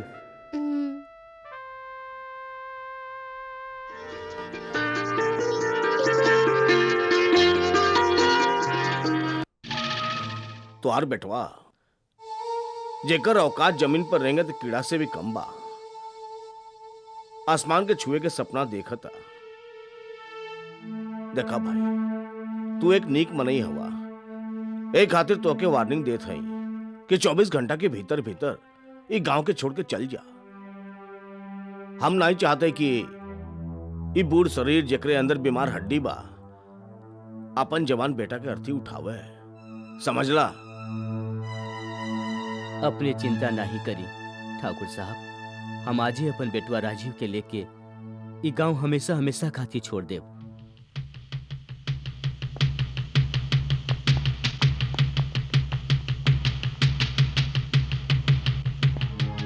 जीजा जी, हमार बात जयेंद्र सिंह से हो गई बा और वो बड़ा खुश बाड़न कि तू अनु बिटिया के ब्याह जल्दी से जल्दी करे चाहता ही। लेकिन उनकर बेटवा तो 2 दिन के बाद अमेरिका जात बा। वो चाहत हवा कि ब्याह काल हो जात तो ठीक रहत। हाँ भाई जी, अन्नू बालिग हो चुकल बा। अगर वो जवानी के जोश में आई के कहीं भाग के वो राजीव से ब्याह कर लेलस तो हमनी कानूनियों तौर पर कुछ नहीं कर पाई। वही तो यही खातिर हम कह रहे हैं कि अन्नू बिटिया के ब्याह जल्दी से जल्दी करवा दे जीजा जी। ठीक है भाई, जैसन तू लोग समझा।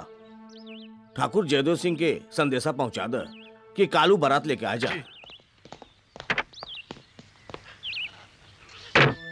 जहांगीर खान हमके सब कुछ बता देलस मास्टर जी। अगर तुहार बेटवा जगावर चौधरी के पिटिया से प्यार करेला तो कर बियाह वही से हुई।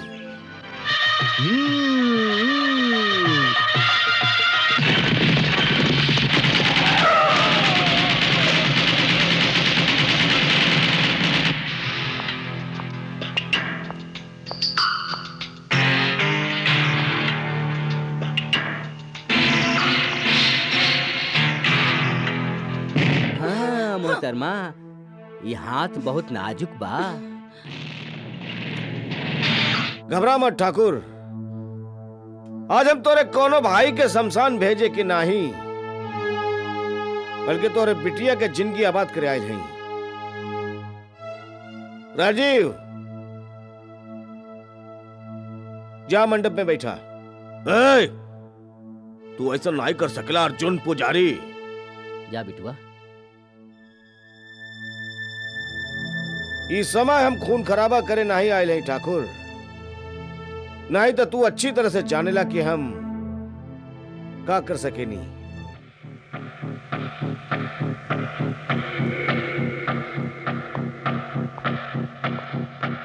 बड़ा भाई जी,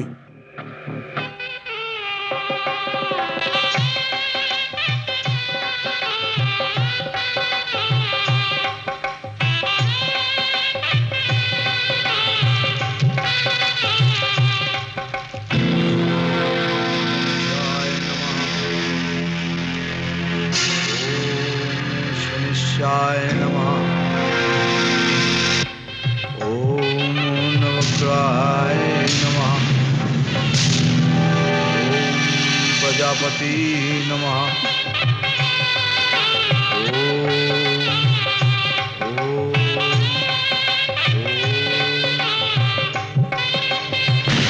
ओम प्रजापति नमः।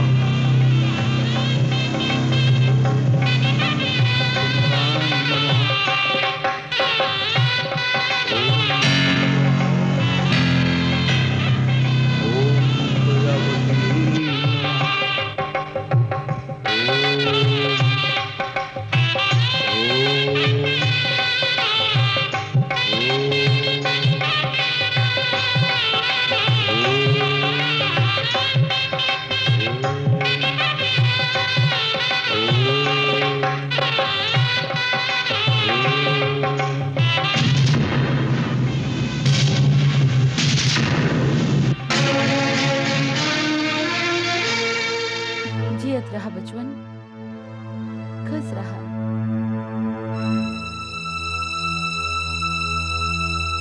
जा बिटिया।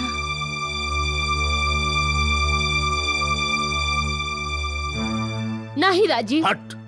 हमरा के इनकर आशीर्वाद नहीं चाहिए। ऐसा जालिम बाप के बेटी कहलवावे से तनीमन बा कि हम अपना आप के लावारिस समझी।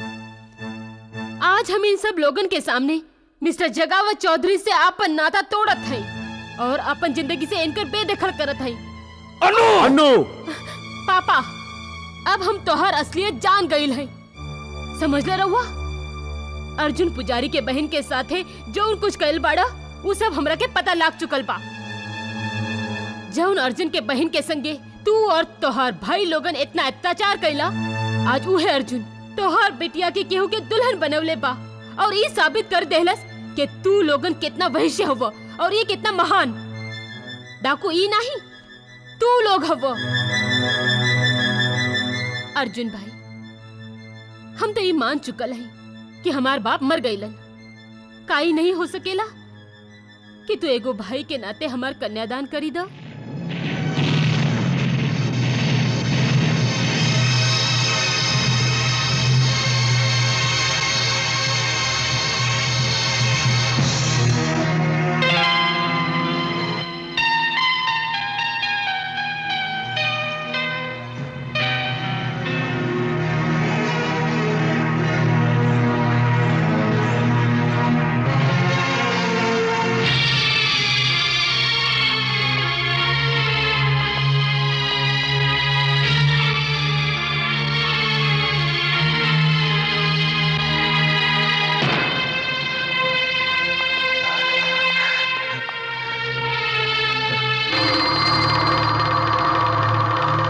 हम तो ऐसा ही कहे आयल ही देवा कि अब तू अर्जुन के जान से नहीं मरबा। ठीक बा, ऐसन हालत में तू हमरा जौन पैसा देले रहल वो भूल जाए के पड़ी। अरे तू पहला जीजा सा के पूरी बात तो सुन ला। अब तू अर्जुन डकैत के जान से नहीं मरबा, बल्कि ओके जिंदा पकड़ के हमरे पास लेके आईबा, ताकि हम खुद अपन हाथ से ओकर गर्दन ओकर धड़ से अलग करके ओकरे खून से अपन माथा पर तिलक लगाए, तब हमरे कलेजा के ठंडक पड़ी।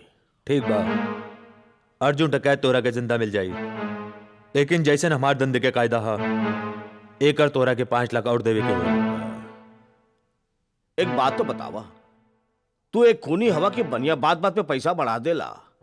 खैर कोनो बात नहीं, तो हमके जितना पैसा चाहे मिल जाए, लेकिन हमके अर्जुन डकैत जिंदा चाहिए। रात होवे में खाली 1.5 घंटा बाकी बा। अगर तू नहीं मरलू हम तो जीते जी मर जाए। अरे कितना खावेला गधी कहीं के। मामा ये मामी के साथे अकेले अकेले क्या बात कर रहा है? मामा अरे हम तो हर मामी के संगे नहीं बल्कि आपन आप से बात कर रहे ते ग्राहकन के छोड़ के यहाँ का चले आइले। एक खातिर आईली है कि आज गदही मामी मरे वाली है ही ना, ये खातिर भगवान से प्रार्थना करनी है कि जियत रहे।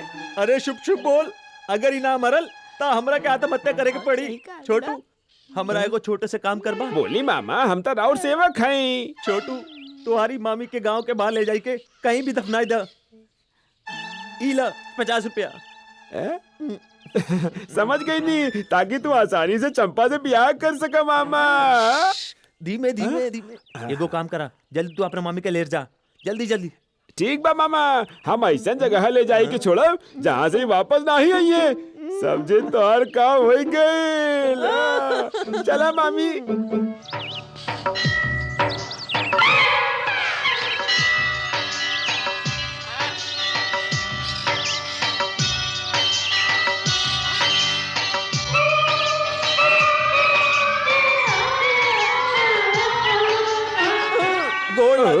कहकर बड़ा खुश रहा। भगवान के लाख लाख शुक्र बा कि गदही स्वर्ग से दार गइल और तोरे ब्याह के बीच में जवन दीवार रहे वो गिर गइल।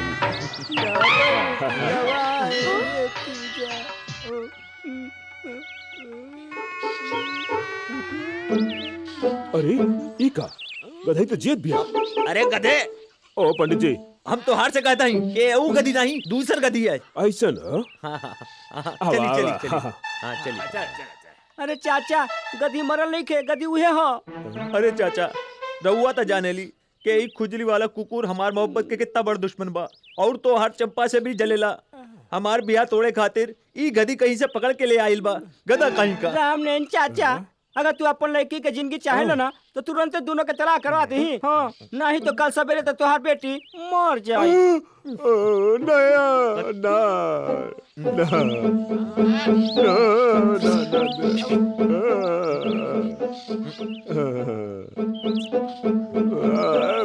पंडित जी अपन रहोगे तो की भाषा में समझाइए इनकरा के। रामनयन जी ये नटखट बनारसी अज्ञानी हवे, एकरा के कुछ नहीं के मालूम। तोरा चंपा बेटिया अकल से खाली बिया। किशन लाल के कुंडली के हिसाब से शनि के द्वार पे जौन राहु के पहरा रहल वो हट चुकल बा।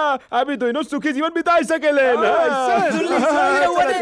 और ते कल मुही नाच पिटे गधे के पीठ पर बैठ के खुजली वाला कुकुर जैसे गांव गांव फिर रहल बड़े, समझ ले। आओ चली भागो।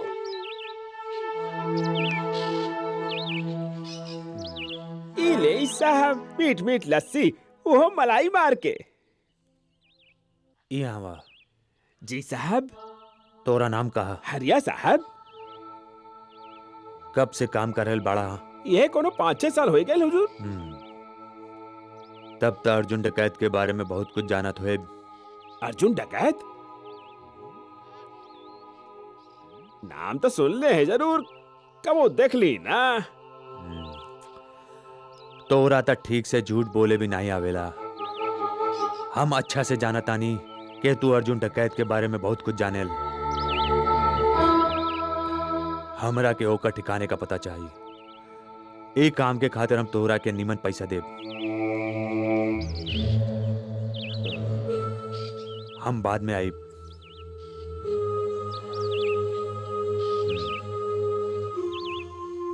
कैसन खबर ले आइल हवा नटखट?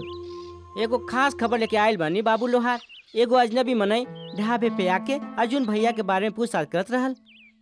कौन हो सकेला वो अजनबी? हमरा तो लागत बा वो खुफिया पुलिस के आदमी होखी। वो जौनो होए, अर्जुन सरदार तक पहुंचे से पहले ओकरा के ऊपर पहुंचा दिया जाए।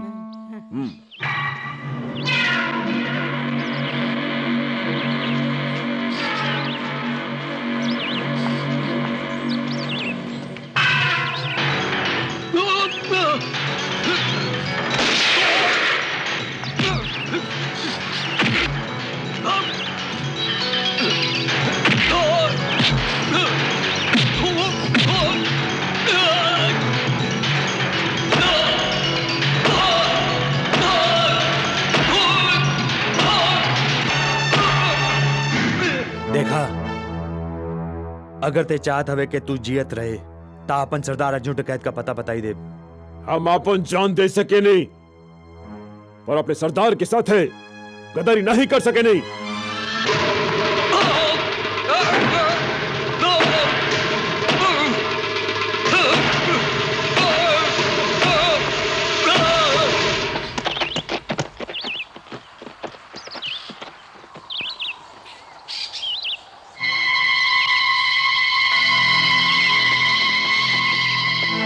चंदनपुर गांव में हमारे एक ही दुश्मन बा, जगावर चौधरी। ये नया दुश्मन बाबू लोहार के अगवा कैले बा। कोई सकेला कौन पुलिस वाला होए।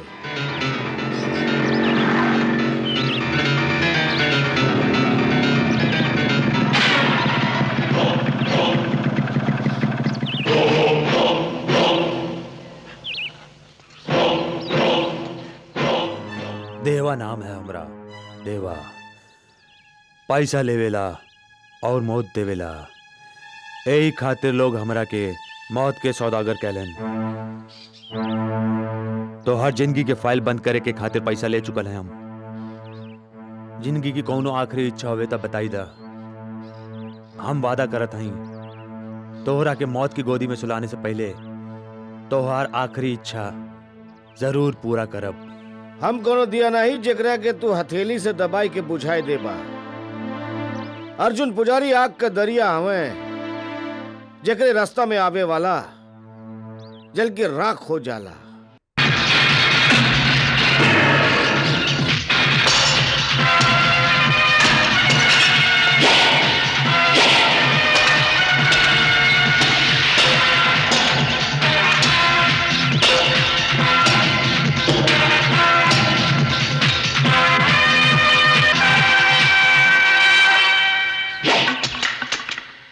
तो नसीब अच्छा है कि सूरज डूब गई।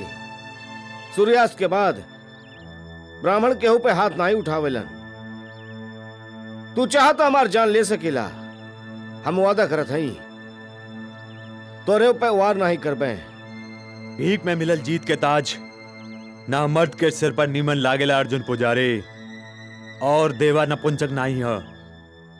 हम कल के सूरज निकले तक का इंतजार करब।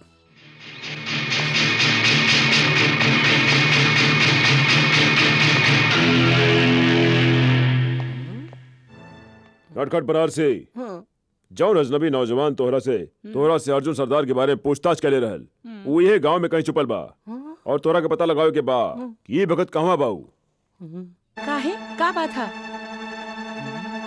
वो एगो किराए के कातिल है और जगावर चौधरी ओकरा के शहर से बुलावले बा अर्जुन सरदार के जान से मारे खातिर। हम ओकरा के मार के ओकर लहास अपना साथ ले जाए और अर्जुन सरदार के गोलन पे रख दे। नहीं, तू एगो काम करे, ई बखत यहाँ से चली जा। तो हर गांव में भटकर ठीक नहीं बा और पुलिस से सादा लिबास में घूम रही बिया। कहीं तू पकड़ा गेला तो मुसीबत हो जाए। और वो किराए के कातिल के तो हम देखत हई।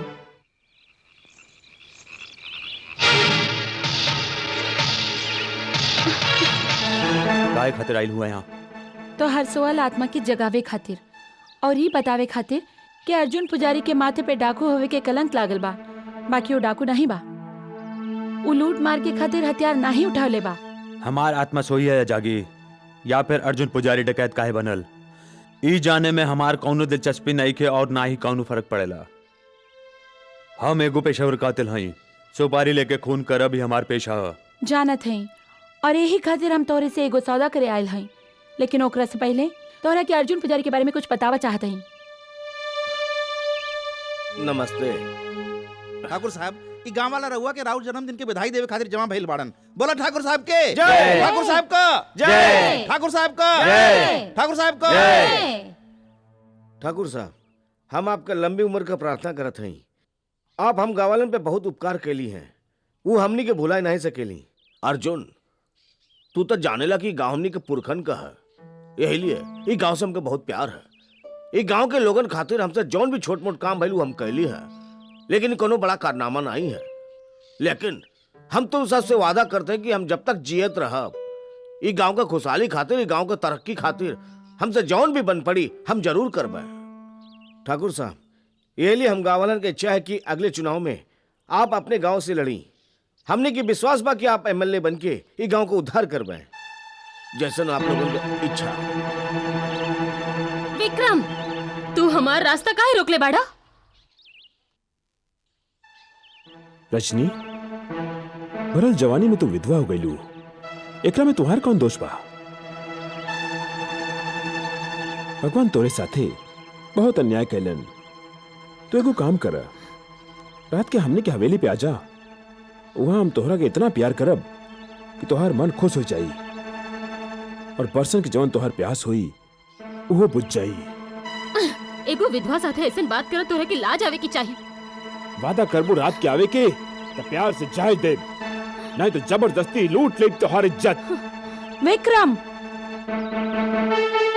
तू क्या समझेला ई गांव में तोहर बाप के राज चलेला, जौन तू कोनो लड़की के साथ जबरदस्ती कर सकेला?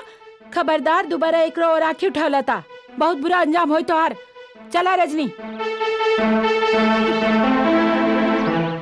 नहीं फूलमती, ठाकुर विक्रम प्रताप हमरे बहन के बुरी नजर से देखे की हिम्मत नहीं कर सकेलन। उनके साथ तो हमार कोनो दुश्मनी नहीं थी। दुश्मनी नहीं के तो का भाई? ठाकुर तो गाँव के बहु बिटियन के अपन बाप की जागीर समझेला, और ओकर बस चले ना तो हर जवान लड़की के अपन हवस के आग में जलाई देवे। कहीं ऐसन ता नहीं दूसरे गांव वालन जैसन तू हो ठाकुर से डरेला? अगर ये बात बा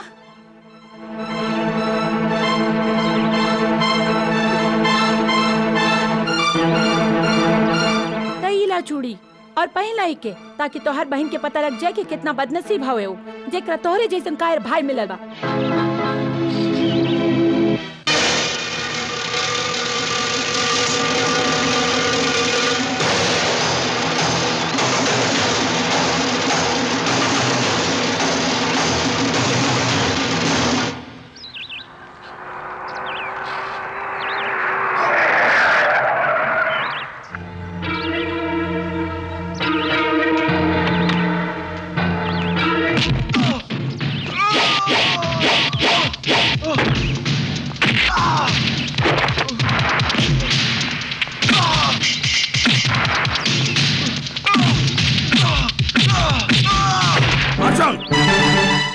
रुक जा अर्जुन, ये सब क्या होता? ये अपन भाई से पूछी ठाकुर साहब, एक समझा दें। अगर ये हमरे बहन के ऊपर बुरी नजर से देखे की कोशिश कैलिस न, तब एक एक काट के जमीन में गाड़ देबे। आज तू ये ठाकुर के, ये गांव का ठाकुर के अपना ही निगाह में गिरा दला। इतना गंदी हरकत करते हुए भी तोरा के शर्म ना आए। ये गांव हमनी के है, ये गांव का हर मनई हमनी के परिवार जैसन है। काशीनाथ ये गांव का पंडित हमक पांडे, और तू पंडित के बिटिया पे बुरी नजर रखला, नालायक, बुरी नजर रखला तू। हमार भाई जौन जलील हरकत कैले है, ओकरे लिए हम हाथ जोड़ के माफी मांगत है, हमके माफ कर दा।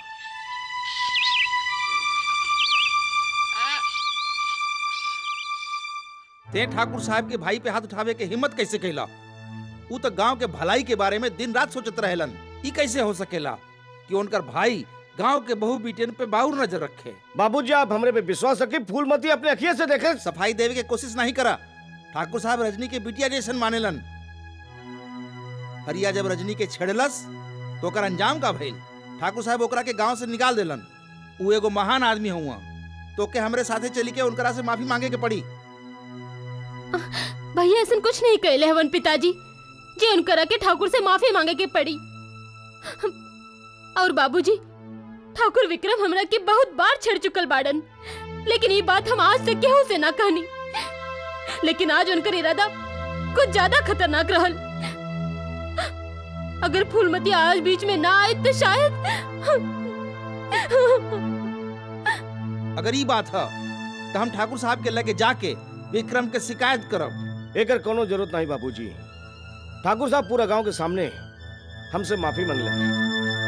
काहे कि विक्रम जौन कले रहल ओकरे खातिर ओके सबक सिखावल बहुत जरूरी रहल।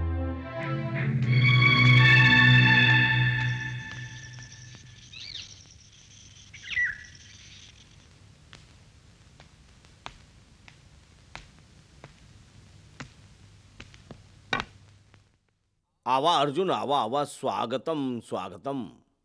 आप हमके यहाँ काहे बोलौली ठाकुर साहब? चीर हरण नाही देखबा। भैया रजनी, ठाकुर, तू जाना ले उस दिन तोरे सामने हम अपने भाई के चाटा काहे मरली है। वो ये लिए कि जौन सुख काम को शुरू कैले से ओके वो अधूरा छोड़ दे हलस। जगवर चौधरी, अगर हमरे बहन के कुछ कैला न तो हम तोहार पूरा वंश मिटा देबे। वंश मिटा। एकर हालत तो देखा। ये बेचारे का हालत तो ऊ पंछी की तरह बा जेकर पर काट दिहल गइल हो, लेकिन उड़े के कोशिश कर रहा हो लेकिन उड़ ना पावता। अब तो ये लोग फैसला करा कि पहले एकरे बहन के आशीर्वाद के दे। रहुआ बड़ा ही भाई जी। एक खातिर ठाकुर परिवार के परंपरा के हिसाब से एकरे बहन के आशीर्वाद भी पहले रहुए दे। ना ना ना ना ना, ये तो बहुत बेइंसाफी होगी। हम एक काम करत हई, हमें सिक्का एक हवा में उछालत हई। अगर हेड आई तो पहले आशीर्वाद हम दे, अगर टेल आई तो आशीर्वाद तू सब लोग मिलके दिया। ये हम सिक्का हवा में उछल लिए। हेड आ गई, अब तो हमके आशीर्वाद देवे के पड़ी। नहीं, नहीं।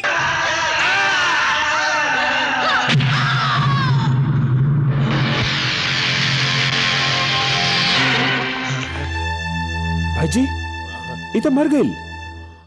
अब का हुई भाई साहब? अगर पुलिस आइल तो हमनी फंस सकीला जा। ओहो जीजा जी, अगर रहुआ चाहे तो रातों रात लाश के कहूँ फिकवा दे। नहीं साले साहब, इलाज हमने के बहुत काम के है।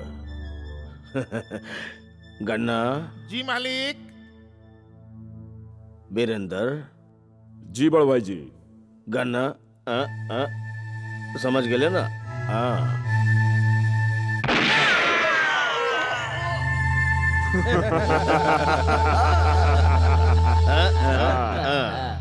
तमाम गवाहन और सबूतन के मद्देनजर रखते हुए ई अदालत ई नतीजा पर पहुंची बा कि मुलजिम अर्जुन पुजारी की बहन का गन्ना उर्फ गुलशन यादव से नाजायज संबंध रहल, जेकरे वजह से अर्जुन पुजारी ने गन्ना उर्फ गुलशन यादव का कत्ल कर दियल।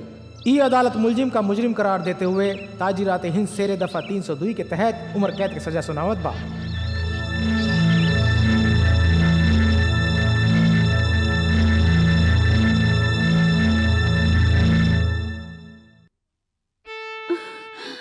ई रउआ का कर लेली?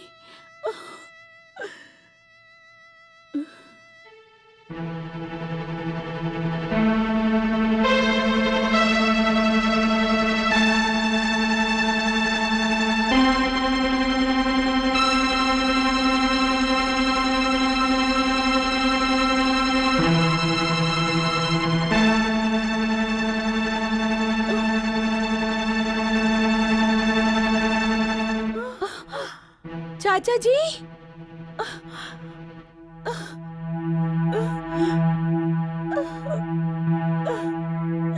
चाची, चाची, चाची। चाची,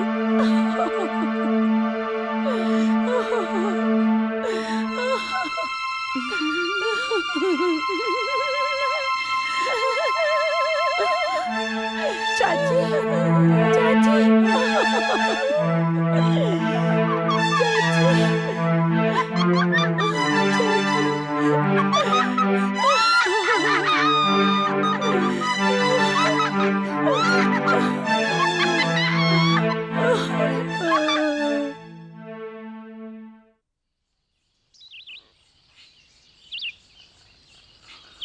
जगावर चौधरी के अत्याचार जन्म देले बा अर्जुन डकैत के।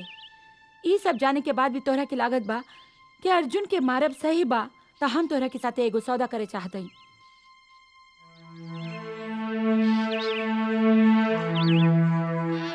हम अर्जुन से बहुत प्यार करेनी और ओकरे खातिर कुछ भी करे को तैयार हई।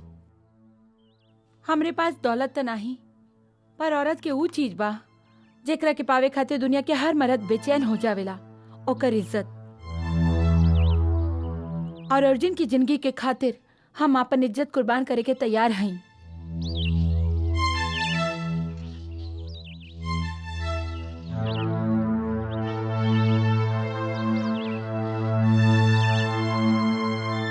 तोहरे साथ हम रात बितावे के तैयार हई,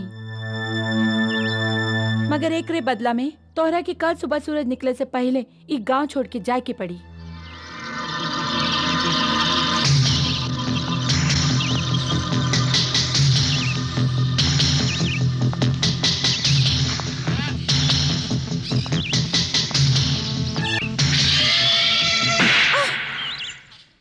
खून करब हमार पैसा, जिस्म के भूखा नहीं है हम। हाथ में रिवॉल्वर लेकर पैदा नहीं भइल रहनी। ई दुनिया हमरा के वैसी बनावले बा। हमरा एगो भाई रह रोहित, गलती से डॉन की लड़की से प्यार कर बैठिल। गधा। ए भूल के बहुत बड़ सजा मिलल ओकरा के। डॉन ओकरा के मार के ओकरा शरीर के इतना टुकड़ा कर देलस कि हम ओकरा अंतिम संस्कारों नहीं कर पाईनी। रोहित के मौत के बाद हमारा भीतर एको जानवर पैदा हो गई। आज तू वो जानवर मार देलुस। तू घरे चली जा, कल सवेरे हम गांव छोड़कर चल जाए।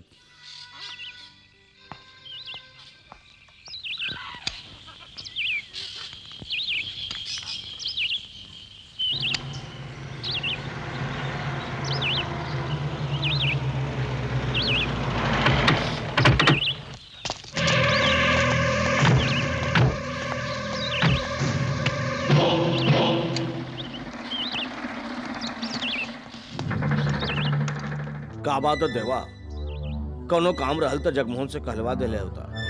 हमके बुलावे के क्या जरूरत पड़ गई? तो हर पैसा वापस देने खातिर ई बैग में वो 40 लाख रुपया बा जौन तू हमरा के अर्जुन पुजारी के मारे खातिर दे ले रहल। ई पैसा लौटाओ के का मतलब है तुहार? मतलब साफ बा कि हम ओकरा के मारल नहीं चाहत हई। का हम एकर कारण जान सकेली?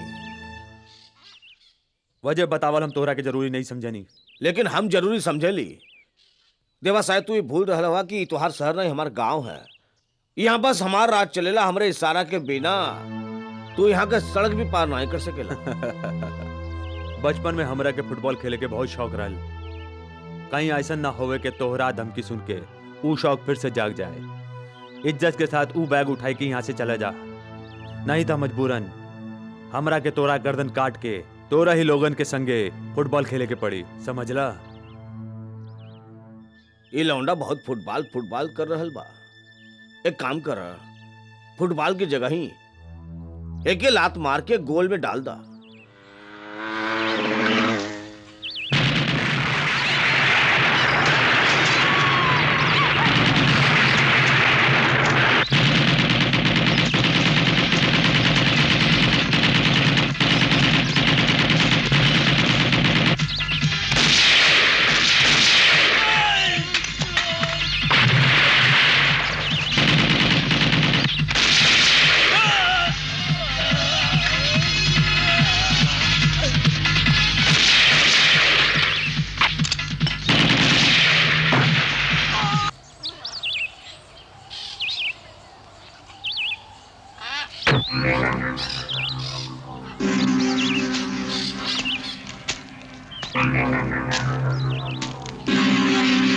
हम सवेरे से तुम्हारे इंतजार करत हई।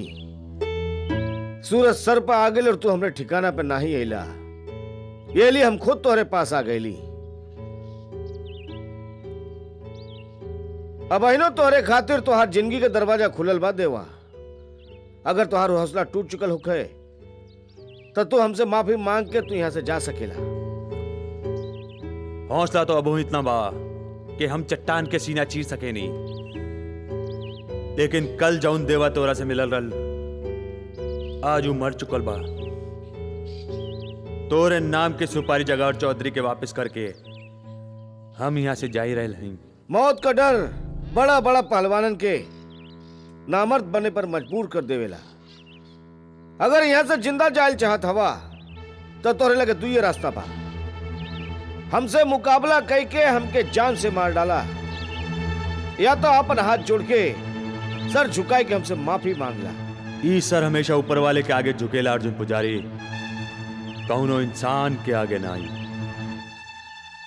हम तो हर जान लेवे आइल रहनी, फिर हमार जान काहे बचावला तू? हमू देवा के जान नहीं बचौली है जे हमार जान लेवे चाहत रहल। हम जा रहे हैं। अगर तू चाहा तो हमार पीठ पे गोली मार के अपन जिद पूरी कर सकेला।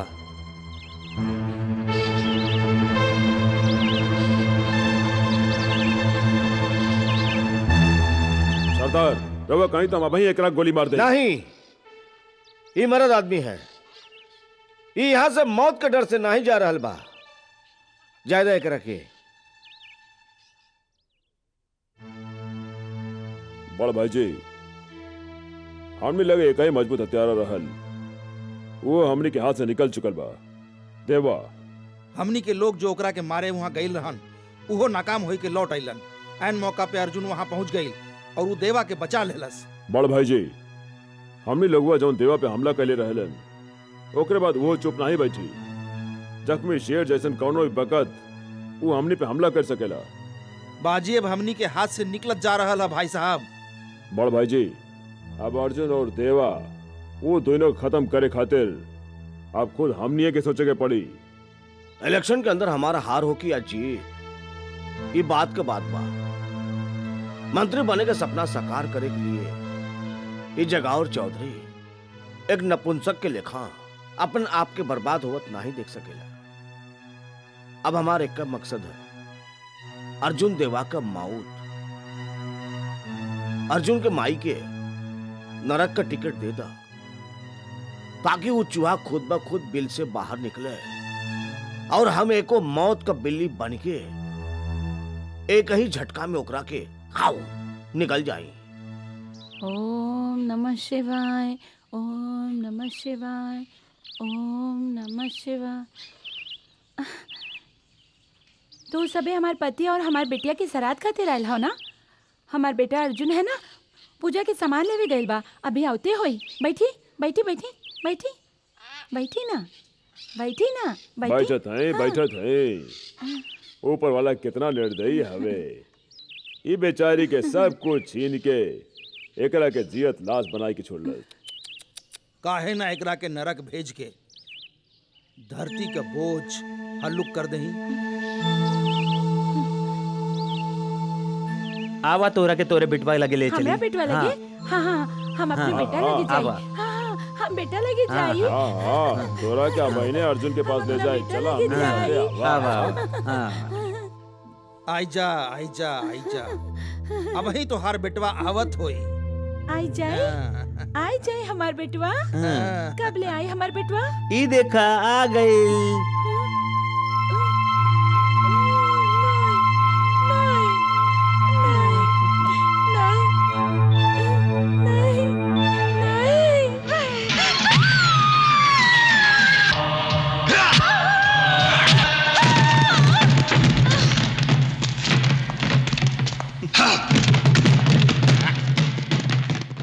अनर्थ हो गई। ठाकुर अर्जुन के माई के मार देलस और लहास अपने साथे ले गई। वो लोग भाई के खून करके आपन कायरता के सबूत दे ले बाड़न, लेकिन तू फिक्र नहीं करा। ठाकुर खातिर काल के सूरज मौत के पैगाम लेके आई।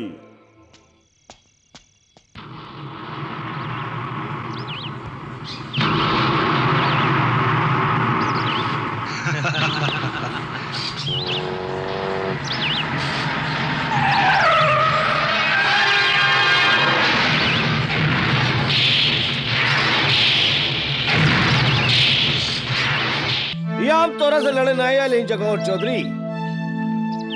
हमके अपन माई के अंतिम संस्कार कई लेवे दे, ओकरा बाद तू हमरे साथे जौन चाहा कर लिया। तू हमके आखिर में ही लिए मारे चाहत रहा ना, ताकि हमरे अर्थी के केहू कांधा न दे सके। देखा अर्जुन, देखा बाजी पलट गई है। अब हम तोके खत्म करके और तोहार और तोरे माई के लाश वो गंदी नाली में बहाई जहां सारा गांव का गंदगी बहेला।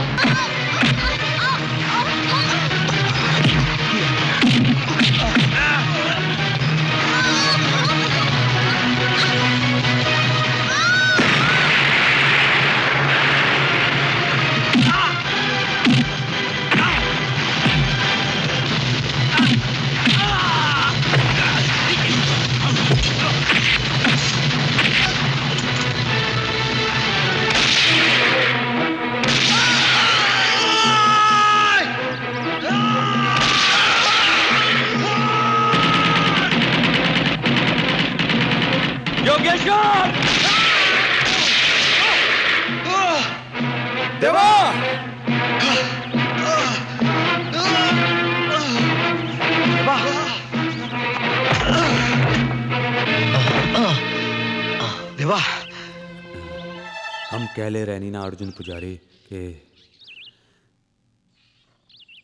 देवा कबो हिम्मत नहीं हारेला। बखत आवे पे जान हार सकेला।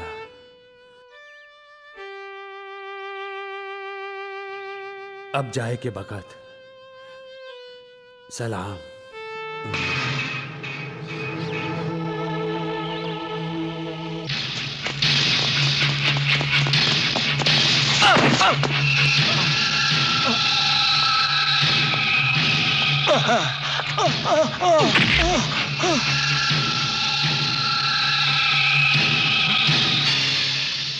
इस सिक्का देख के कुछ याद आयल जगावर? आज यही सिक्का से तू दोनों भाइयन का मौत का फैसला कर बे।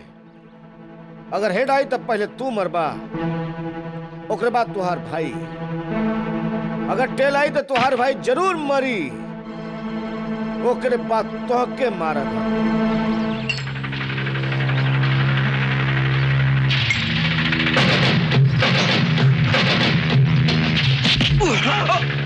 एकर मतलब कुदरत तू दोनों का मौत इकट्ठे चाहतिया।